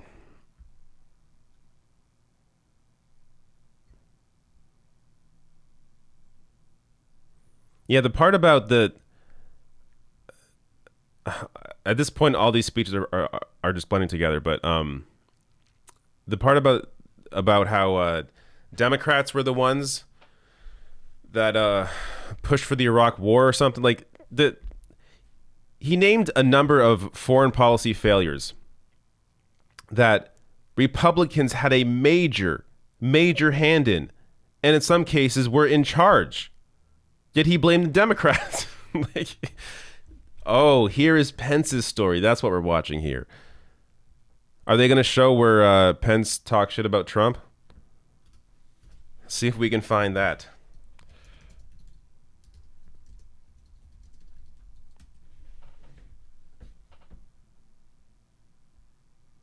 Though it's super hard to find this now, as I'm just getting recent news.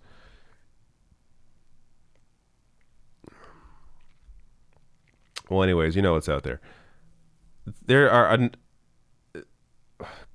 countless Republicans who were publicly against Trump and were criticizing him about his narcissism, about how he's so self-absorbed, about his lies. And then he becomes the nominee and boop, the complete 180, total 180. And he's the exact same fucking person. Like, it wasn't even about like policy differences. It was about, no, this man's a liar. He's a narcissist. He's horrible. He should not be the leader of the party. And then just complete 180 when they realize that's what their base wants. That's what they've led their base to the entire time. And Trump is the conservative base. That's what he is. It's exactly what the GOP have fought for, but they've just tried to hide it. They've just tried to hide or at least tried to soften the edges of the harsh reality that is their garbage party. But the people wanted something that was just out in the open. That's what they got.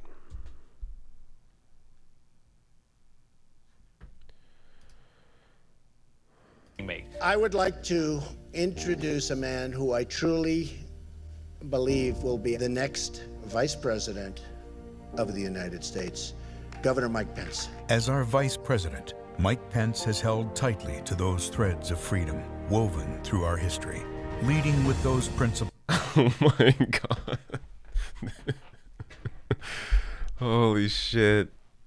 The amount of overproduced bullshit in this fucking segment.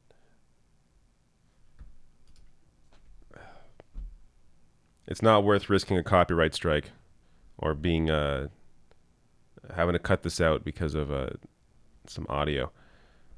So we will wait Really, they're bringing 9/11 into this? Oh my god. He'll come out shortly, and we'll all get to die together. I just don't want it to be really boring. I'm sure it will be boring because it's Pence, but like, bring some Kimberly Guilfoyle energy out here. Like, I want to see. I want some insanity. I want to at least enjoy the insanity as opposed to pulling my hair out because of it. Here we go. Here we go.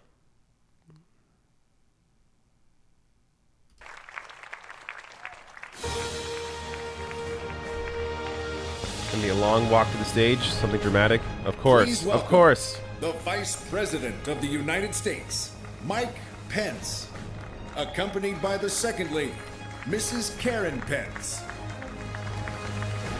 Mrs. Karen Pence. Hello, Mike.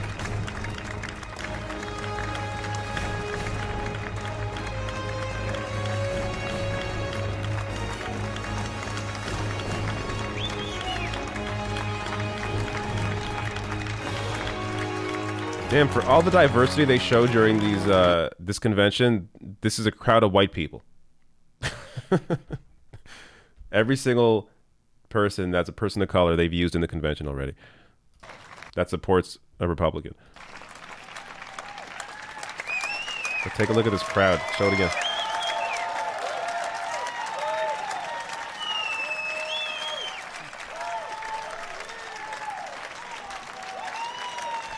No, we gotta look at his fucking face. Okay. Look at that crowd. What happened? Thought you were diverse. Good evening, America.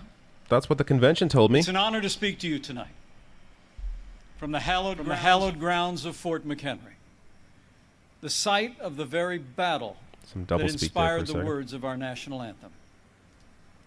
Those words have inspired this land of heroes in every generation since.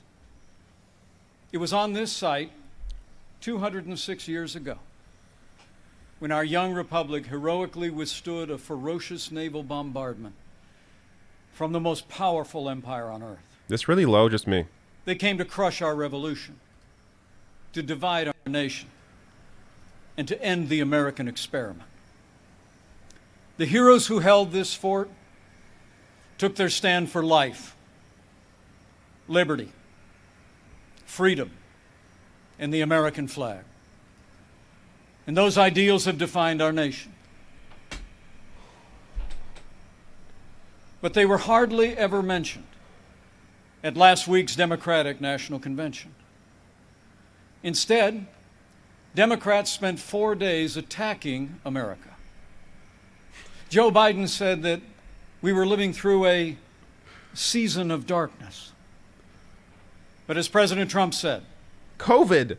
Where Joe Biden sees American darkness, we see American greatness.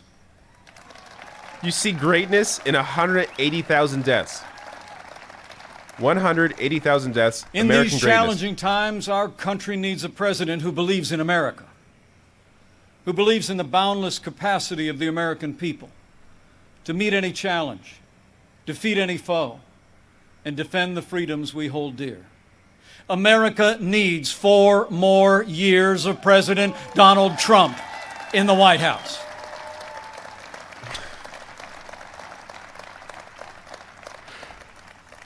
Before I go further, allow me to say a word to the families and communities in the path of Hurricane Laura.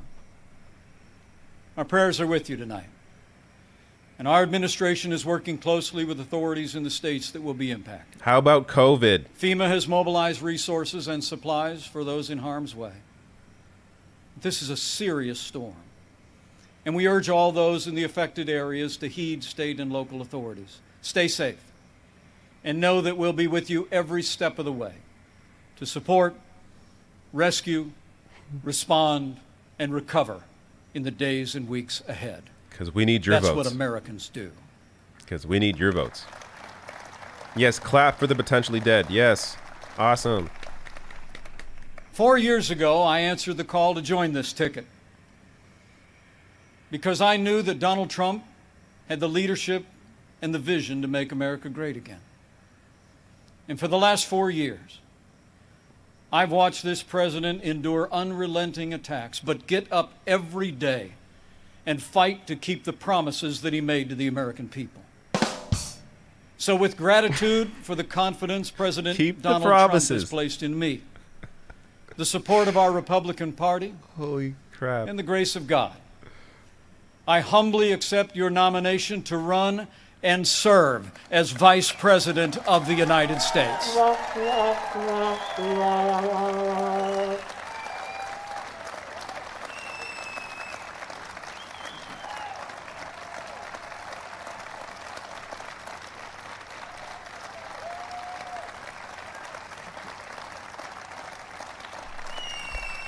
Talk.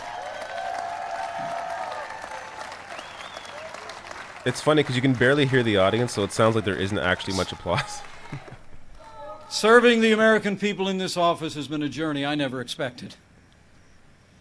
It's a journey that would not have been possible without the support of my family, beginning with my wonderful wife, Karen.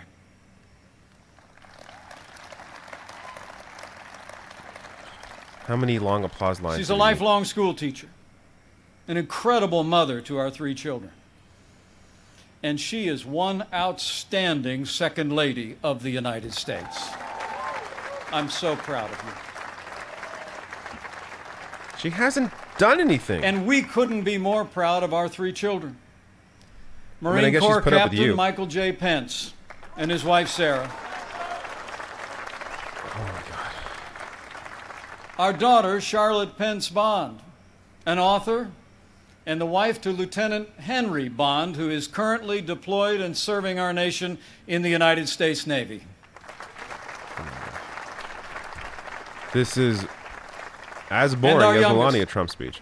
A recent law school grad, our daughter Audrey, and her fiancé, who, like so many other Americans, had to delay their wedding this summer.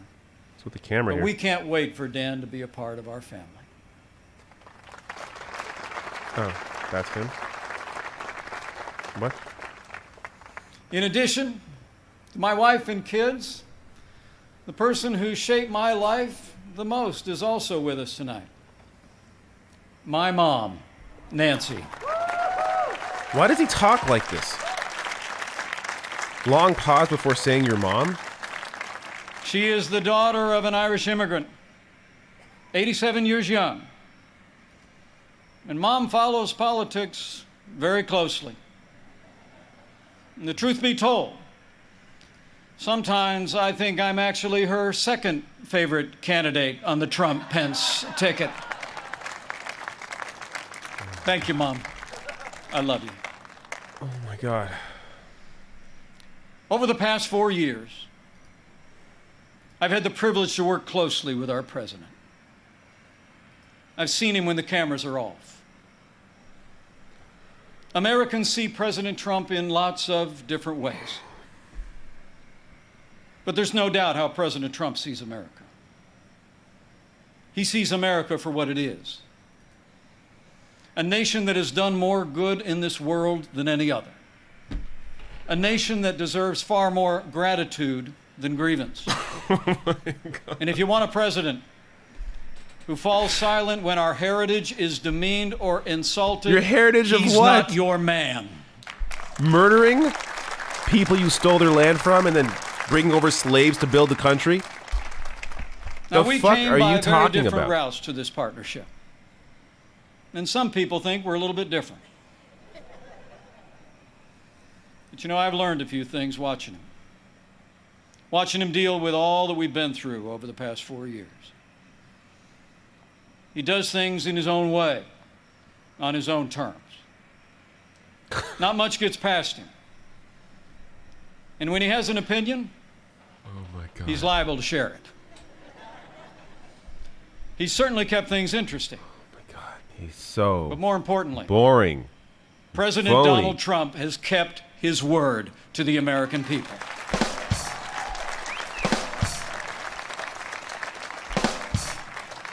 Triple joke. In a city known for talkers, President Trump is a doer. And few presidents have brought more independence, energy, or A determination. doer, like Stormy Daniels. 4 years ago, we inherited a do much else. military hollowed out by devastating budget cuts, an economy struggling to break out of the slowest recovery since the Great Depression. ISIS controlled a land mass twice the size of Pennsylvania, and we witnessed a steady assault on our most cherished values, freedom of religion and the right to life. What? That's when President Donald Trump stepped in.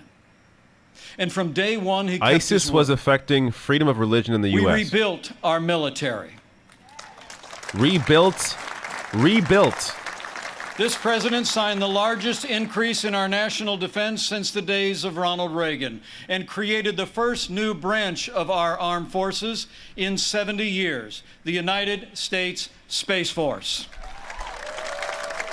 Yeah, gave a ton of money to the Pentagon that lost And with that $21 renewed trillion. energy, we also returned Remember that? American astronauts to space on an American rocket for the first time in nearly 10 years.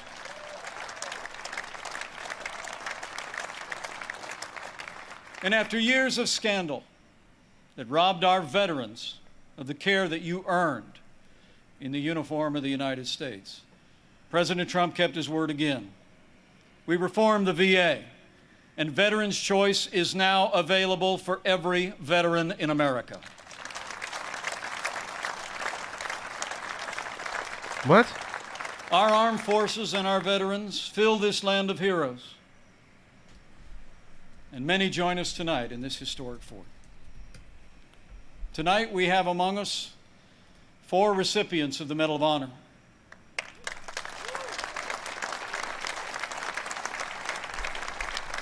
Six recipients of the Purple Heart. Wasn't Trump. Was not Trump. A Gold Star mother of a gallant Navy SEAL. And wounded warriors from Soldier Strong, a group that serves our injured veterans every day. We are honored by your presence, and we thank you for your service.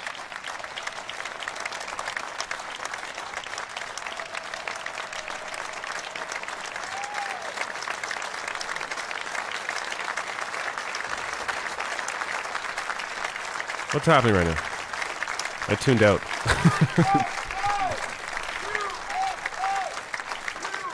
Veterans? Oh, okay. With heroes just like Should've guessed. these, we defend this nation every day.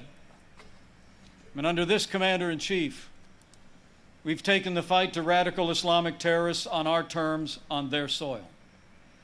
Last year, American armed forces took the last inch of ISIS territory, crushed their caliphate, and took down their leader without one American casualty. And I was there when President Trump gave the order to take out the world's most dangerous terrorist. Iran's top general will never harm another American because Qasem Soleimani is gone. He was killing ISIS. Again, he was killing ISIS. They brought the world to the brink of World War III by killing him. Ended up getting a commercial jet shot down because of it. Fuck you.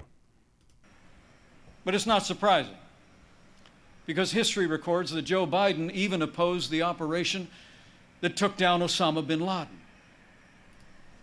It's no wonder that the Secretary of Defense under the Obama-Biden administration once said that Joe Biden has been, and I quote, wrong on nearly every major foreign policy and national security issue over the past 4 decades. Because he was pro-war the whole time like you are right now, fucktard. Jesus Christ. Our allies. Like when President Trump kept his word and moved the American embassy to Jerusalem, the capital of the State of Israel, setting the stage for the first Arab country to recognize Israel in 26 years. Closer to home, we appointed more than 200 conservative judges to our federal courts. We supported the right to life and all the God-given liberties enshrined in our Constitution, including the Second Amendment right to keep and bear arms. And when it came to the economy, President Trump kept his word and then some. We passed the largest tax cut and reform in American history. We rolled back more federal red tape than any administration ever had.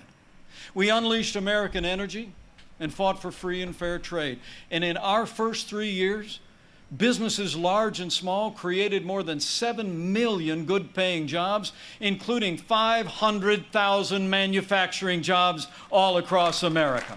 No, not true. Lie. Our country became a net exporter of energy for the first time in 70 years. Unemployment rates for African Americans and Hispanic Americans hit the lowest level ever recorded. And on this 100th And Trump did what anniversary of the to make that woman's happen? right to vote, I'm proud to report that under President Donald Trump, we achieved the lowest unemployment rate for women in 65 years.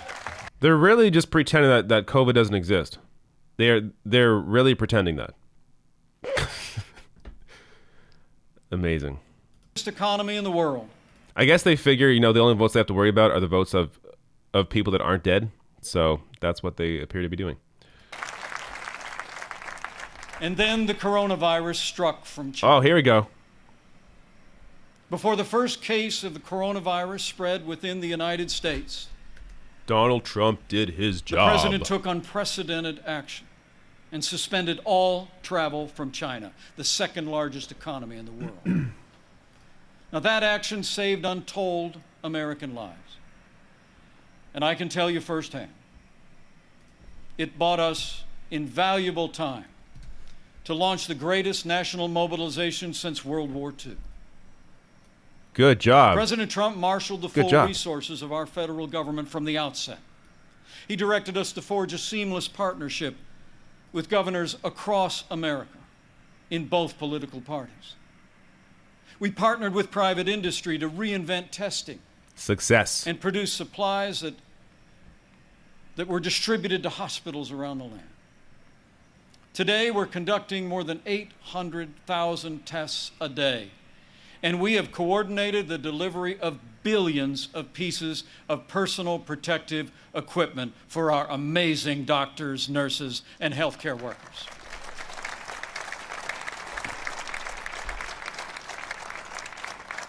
We saw to the manufacture of 100,000 ventilators in 100 days. And no one who required a ventilator was ever denied a ventilator in the United States.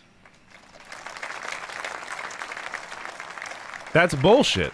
That's We built total hospitals, bullshit. surged military medical personnel. They again, the lies are, but you expect lying, but this is brazen. This is just out in the open, obvious bullshit. Known as therapeutics, including convalescent plasma that are saving lives all across America. Now, last week, Joe Saving Biden lives. said Stopping the spread.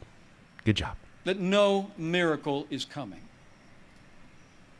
Well, what Joe doesn't seem to understand is that America is a nation of miracles.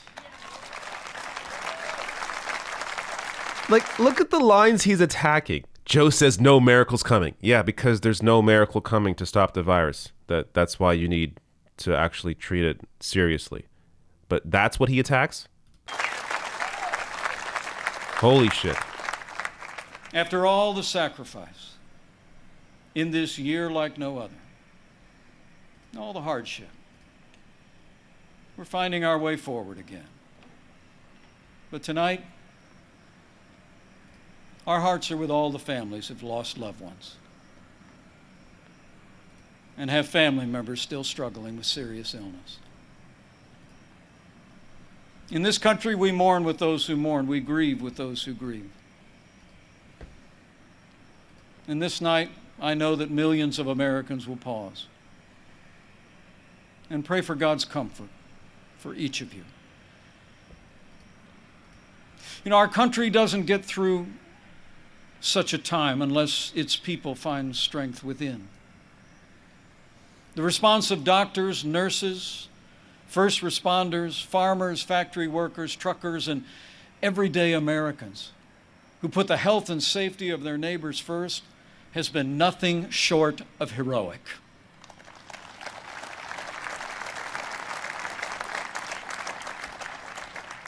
Veronica Sayez put on her scrubs every day in and day out, went to work in one of New York City's busiest hospitals.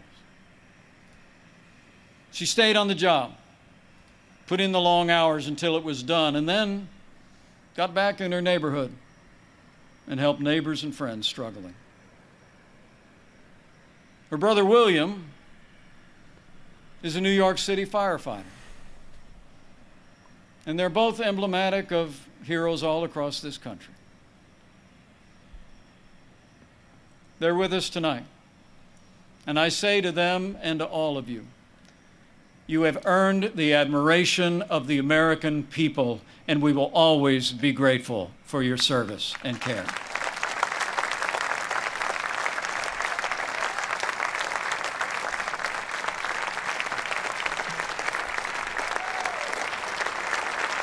I've kind of been tuning some of this out, to be honest with you. He's putting me to sleep. I guess he's still talking about COVID.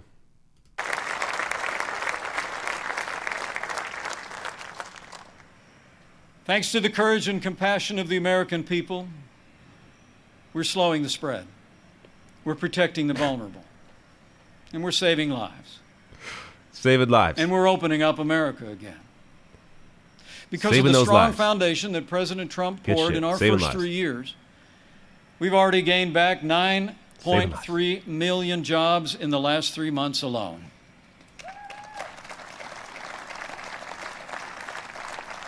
And we're not just opening up America again. We're opening up America's schools.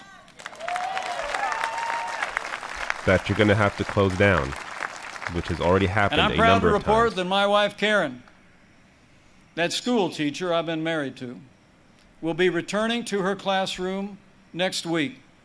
And so to all of our heroic teachers, For real? and faculty and staff, thank you for being there for our kids. We're going to stay with you every step of the way. Imagine she gets coronavirus.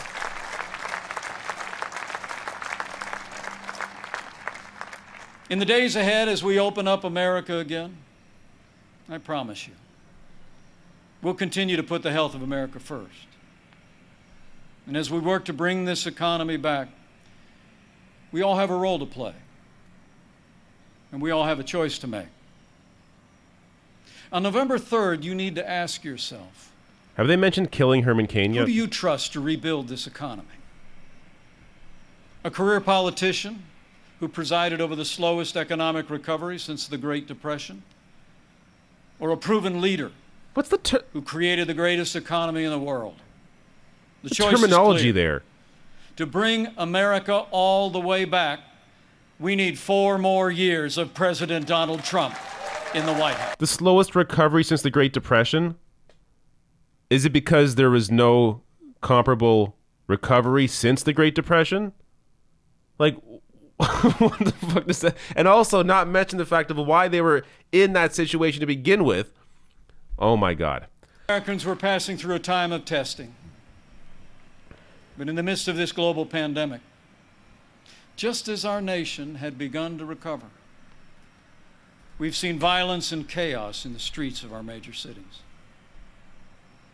President Trump and I will always support the right of Americans to peaceful protest.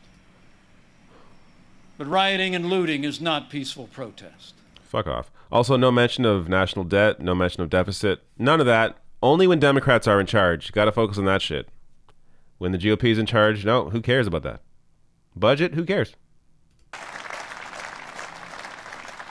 Last week, Joe Biden didn't say one word about the violence and chaos engulfing cities across this country. You mean done by So let your me be fucking clear. president? Bringing the police into cities, occupying cities, taking peaceful protesters off the street into unmarked vans and driving off. You mean that? You mean tear gassing peaceful protesters outside the White House so Trump could cross the street? You mean that? Fuck you. An order on the streets of this country for every American of every race and creed and color.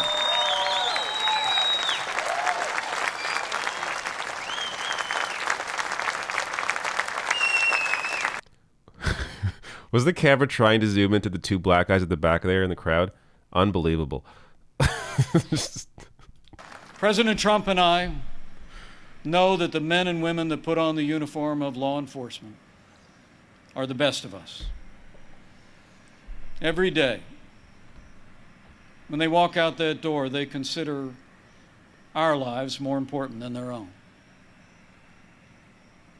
People like Dave Patrick Underwood, an officer in the Department of Homeland Security's Federal Protective Service,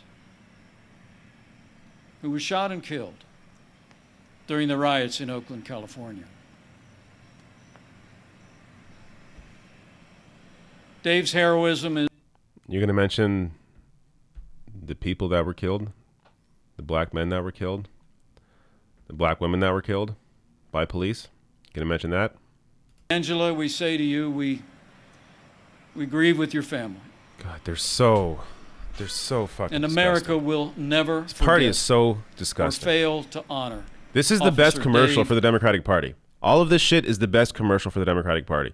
And the DNC was garbage last week. In fact, I will say the RNC is making a better case for the Democrats than the Democrats did last week. Easily. Have to choose between supporting law enforcement and standing with our African American neighbors to improve the quality of their lives, education, jobs, and safety. And from the first days of this administration, we've done both. And we will keep supporting law enforcement and keep supporting our African American and minority communities across this land for 4 more years.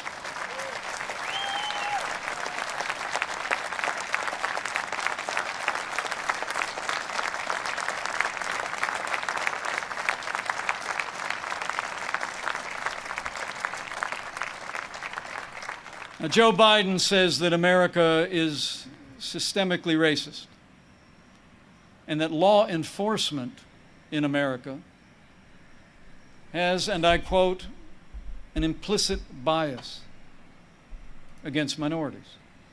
You literally saw that the past few days.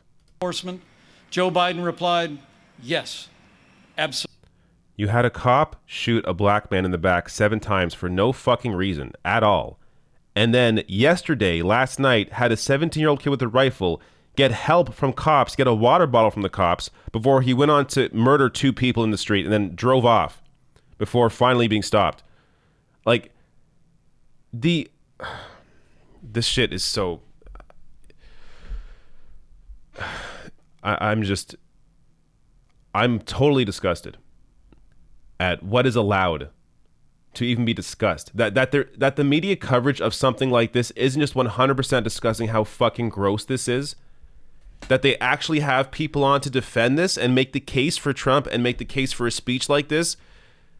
Every single network, anybody with a platform, should be pointing out the fact that this is completely insane. This entire week has been completely insane, and this speech is 100% disgusting and full of bullshit. That's all it is. Democrats didn't talk very much about their agenda.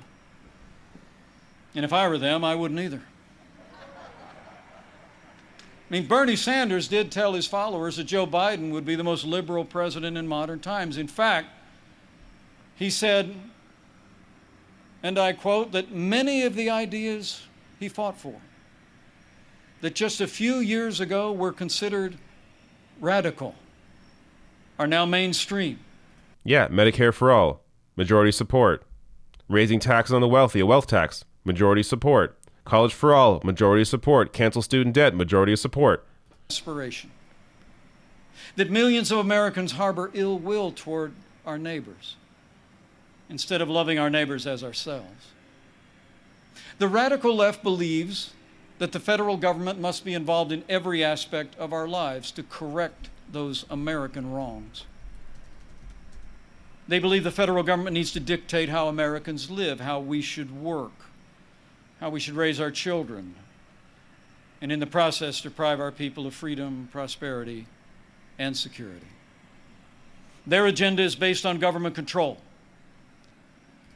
Our agenda is based on freedom.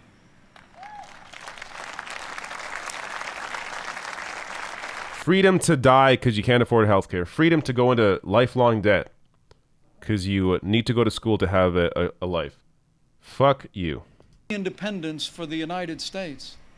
Joe Biden would abolish fossil fuels, end fracking, and impose a regime of climate change regulations that would drastically increase the cost of living for working families. That's not the platform, but I wish it was. Where we fought for free and fair trade, and this president stood up to China and ended the era of economic surrender, Joe Biden has been a cheerleader for communist China.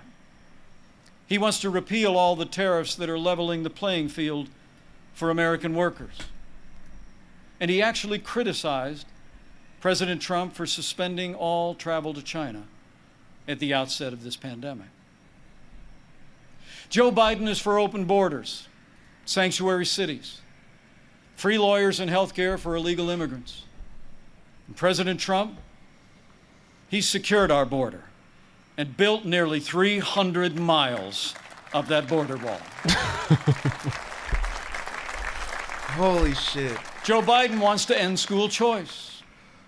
President Trump believes that every parent should have the right to choose where their children go to school, regardless of their income or area code. How about just funding public schools? How about the bare minimum? For the sanctity of human life, every day of this administration, Joe Biden, he supports taxpayer funding of abortion, right up to the moment of birth. When you consider their agenda, it's clear. Joe Biden would be nothing more than a Trojan horse for the radical left. The choice in this election has never been clearer, and the stakes have never been higher. Last week, Joe Biden said democracy's on the ballot. And the truth is, our economic recovery is on the ballot. Law and order are on the ballot. But so are things far more fundamental and foundational to our country.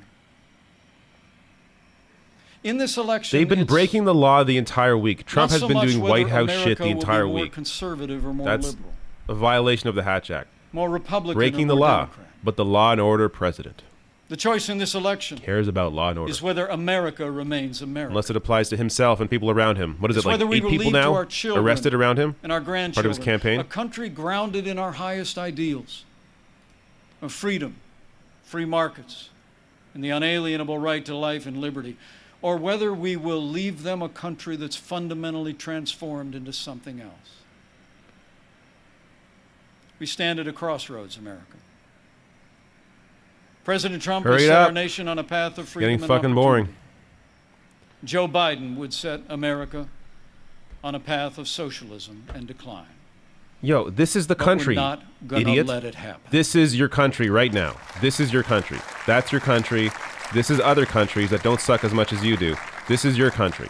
President Donald This is Trump the Trump believes country, in America, right here. and the goodness of the American people, the boundless potential of every American to live out their dreams in freedom. And every day, President Trump has been fighting to protect the promise of America. Every day, our president has been fighting to expand the reach of the American dream. And every day, President Donald Trump has been fighting for you. And now it's our turn to fight for him.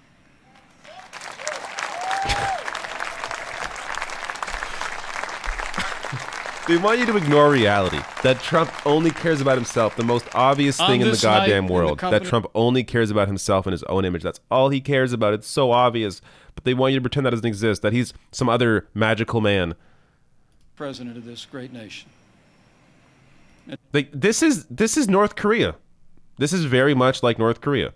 The supreme leader is great. He's amazing. He has no flaws at all. He's perfect. In the year 2020, the American people have had more than our share of challenges. But thankfully, we have a president with the toughness, energy, and resolve to see us through. Oh, he's so...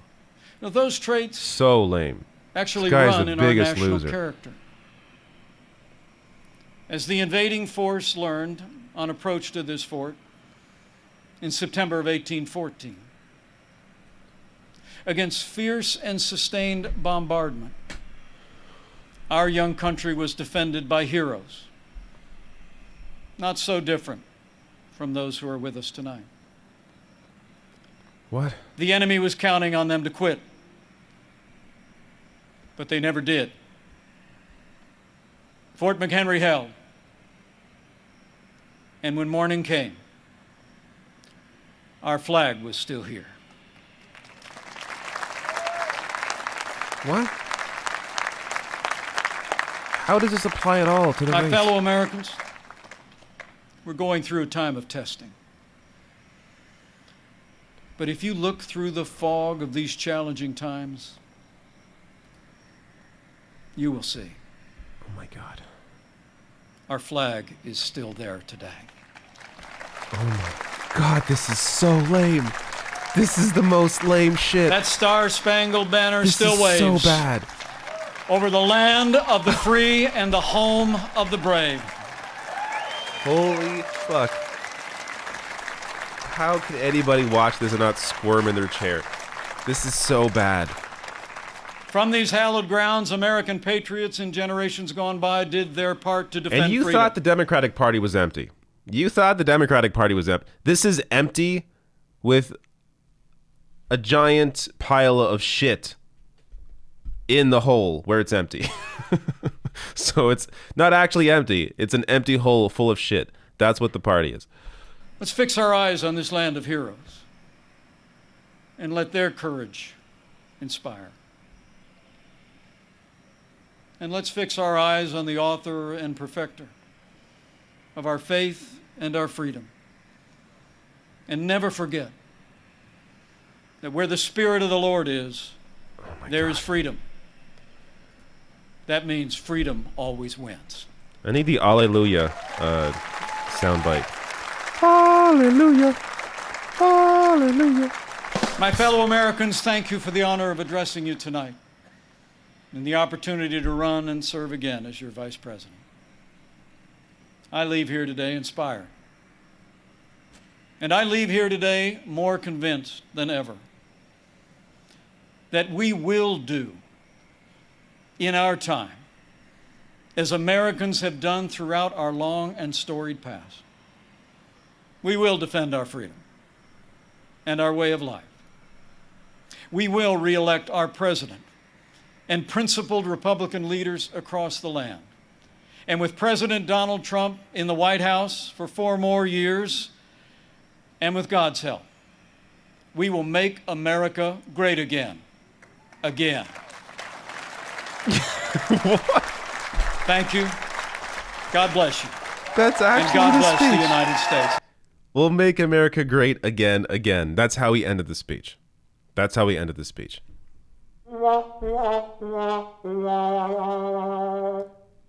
Unbelievable.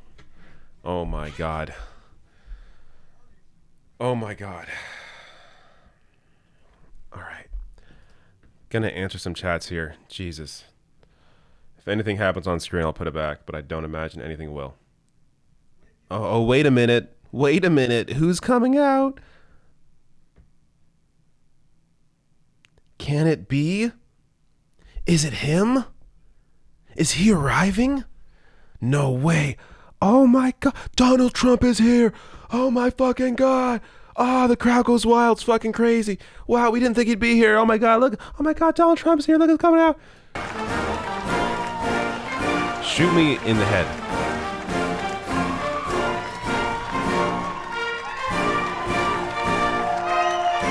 Oh my God. Oh, our dear leader, he's here. Oh my God, he showed up. Oh, thank you. Thank you. Oh, dear leader, thank you so much for showing. Oh, we love you. We love you. Thank you. Thank you for being here. Thank you. Thank you so much. Oh, we love you so much. We love you so much. Oh, it's the Orange Man himself. We love you so much. Thank you. Thank you for being here. Thank you. Our King, our Master, our Lord and Savior, Donald J. President. The first night of the RNC, that's what somebody said. They called him Donald John President.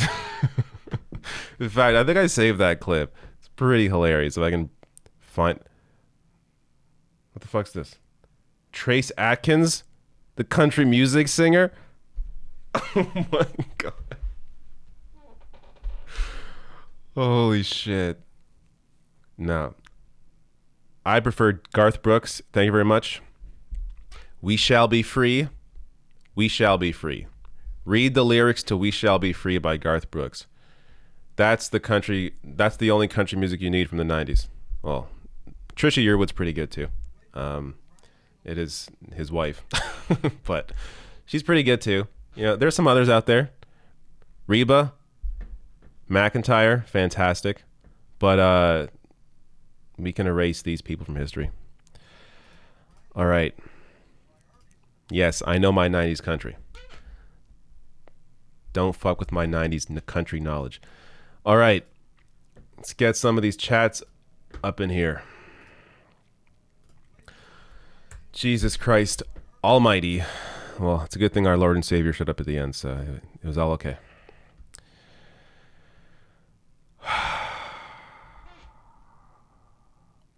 Ken Clive says, I'm yawning. Bring out Kanye already. Samantha Sider says, Pence enjoys watching The Pool Boy with his mother. Belmont Market Exxon says, David, you are a gem and naturally funny. Also a great head of hair. Well, that's one of the nicest comments I've seen today. Thank you. You have to get me ultra tired and watching some insanity, but you know what? I guess I can be funny sometimes, maybe. Elizabeth says, do you think the Republican Party will go back to the way it was before Trump, or are QAnon primary wins a sign Republicans will have to fight to win their base back? P.S. Do you have slide whistle sound effects? The ones I only really use are Rimshot, Sad Trombone, Scary. I should have used Scary when he was talking about Biden. Socialist agenda. Joe Biden. Joe Biden wants people to maybe have improved Obamacare. Socialist agenda. I have applause too, but there's not really any place I can use this since these people clap for everything. That's for me. And then I have harp. I use that occasionally, actually. I just remembered a part of this night where I used that. It was a little controversial. I'm not going to repeat when I used it, but maybe a little controversial. But you know what? Sometimes you got to go right up to the line. Anyways, your question. You had a question. I got to find your chat now. Do I think the Republican Party will go back to the way it was before Trump, or a QAnon primary wins a son? This is something I have thought about, and I really don't know. If Biden loses, it does appear Biden right now is taking on a lot of the Lincoln Project morons, those never Trump conservatives. So he's 100% going to be pulled to the right in that sense. So I could see the Democratic Party in one way almost becoming like a early 2000s GOP. But on the other side of that, you have people that are actually beginning to take over the party slowly but surely. AOC, Rashida Tlaib, Ilhan Omar, Cori Bush, Jamal Bowman, the rest, that are clearly pulling the party more into a People's Party direction. So I don't know. I really don't know what to make of the Republican Party. I don't know. It's possible when Trump loses that the Lincoln Project people will try and go back to their party and continue that project. But I'm not sure how they would do that when the base is with Trump. So like for me, this is one of the most unpredictable times in terms of thinking about a future where hopefully this guy loses. Of course, we can't take anything for granted. The polls right now are getting tighter. You have to vote against this dipshit. You have to. This is insanity, as you've seen. It is complete insanity. You can't have these people anywhere near power. So I don't know what happens if Biden wins. I'm not sure what happens to the GOP. I just don't. Tim Mammal says, I'm frightened that too many people will buy this bullshit. We have got to be extra vigilant. Not sure what that looks like. I think largely they're speaking to the base here, but even still, yeah. Separate from this week, definitely be vigilant, be worried, ensure you vote. You have to vote. Vote as early as possible. You have to. Excuse me, I keep burping. Clay Turnbull says, smile, David. We need your laughter to get us through this alternative reality. Well, I laugh when I can. Yoda Force says, David, you are a top bloke. Well, thank you. I think that's a positive thing. Thank you. Miranda Juvon says, Pence also has a junior. Ew. Meet Boy Pence #2, a carbon copy so irrelevant, he's often mistaken for Pocketland. So white, he's practically invisible. Edward Brown says, it's all alternative facts. About time for a revolution says, all dignity in the GOP can only be seen via, this is really tiny, a microscope.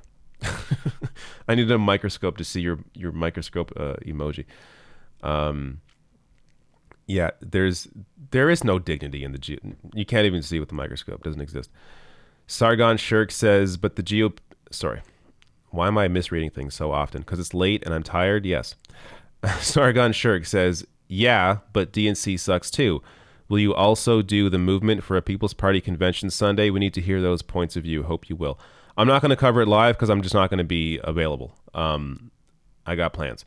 But I am going to cover it the night after. So I'm looking forward to seeing, or the day after. I'm looking forward to seeing Cornel West's speech. Cornel West, who recently, as I covered, was on CNN discussing how he's voting for Joe Biden. I'm just saying that so you understand that people that are even for the People's Party that are leading, the guy leading the top speaker at that convention is voting for Joe Biden because he understands that voting is a tool, that he does not endorse Joe Biden, but in order to slay neoliberalism, you first have to slay fascism. So you got to get Trump out first, otherwise you can't deal with the neoliberals. So Cornel West, I'm very looking forward to seeing his speech. Also Nina Turner as well. Can't wait to see both. AEL Natty says, or sends me a super sticker. Thank you so much for the fist bump. Much appreciated. Ronald Wilson Reagan says, Heil to the chief. Are you being tongue-in-cheek? Gina McGrath says, I'm a socialist and a huge Bernie supporter. I was already going to vote Biden, but these lunatics at the RNC have me full-blown Biden-Harris 2020. I told you that the RNC is the best commercial for the DNC. It really is. When you realize how crazy these people are, when I'm looking at this thing, you guys can still see it. They're still out there. Like that. He's going around shaking hands right now. Look at these sycophants. Disgusting fucking people. All of you. Yeah, this is the best commercial for the Democratic Party. About time for revolution. Was she holding his hand when they were walking out? I'm not sure. I guess maybe she was. I think she's doing it right now. Is the camera focusing on that? It just was. Oh, you just missed it. The camera was just looking at their hands. That was so weird. See if I can... Well, anyways, you believe me, right? They were just focused on their hands. Wait, here we go. Here we go. Watch. It's coming up. I will keep answering chats as this plays. It was really weird. As if to like make a point. Be like, see, they love each other. See? No, it's all for, guys, it's for the cameras. All for the cameras. Or regardless, I don't really care. She's horrible. Whether she loves him or not, she's horrible. There it is. Look, They focus. Look, guys, they're holding hands. Yeah, she's enabled this. She's been a part of this for 4 years. She's doesn't deserve any credit at all for, I don't know, for not loving him. Maybe. Doesn't deserve shit. Let me grab the rest here, and then I'm done. Miranda Juvon says, for the millionth time, there is no such thing as full-term abortion. That is murder, although I do feel homicidal hearing this fanatical lunacy. Miranda Juvon again says, also the church fully supported abortion and infanticide for hundreds of years. It disappeared from the Bible in the middle of the night along with unicorns. Miranda Juvon says, okay, I'm done. Heavy stuff, but all the religious insanity is terrifying. Thanks for everything, David. You're the best. Defund the police and eat the rich. Thank you, Miranda. All right. I believe it is time to go. One last refresh to make sure I didn't miss anybody's chats. I don't like to miss anybody's chats. And since, a lot of the diehards are here right now, I'm not doing a stream on Friday. I'm taking a few days off to relax my brain from 2 weeks of covering both of these conventions, which were crazy in their own right, but this one is next level. Insane. All right. One last refresh here. Remember, it's like a minute behind, so if you get your super chat in late and I miss it, I'm sorry, but there's a minute delay. Ending on the American flag. Or not. All right. Thank you all. Thank you all. I will see you all. Well, I'll still have videos going out. I have videos going out tomorrow, and probably over the weekend. Maybe I'll do some cell phone live streams from my mini vacation. We will see. But otherwise, thank you all for coming up, showing up, being here, and supporting me while I lose my mind. So glad you were all here, and God bless the United States of America.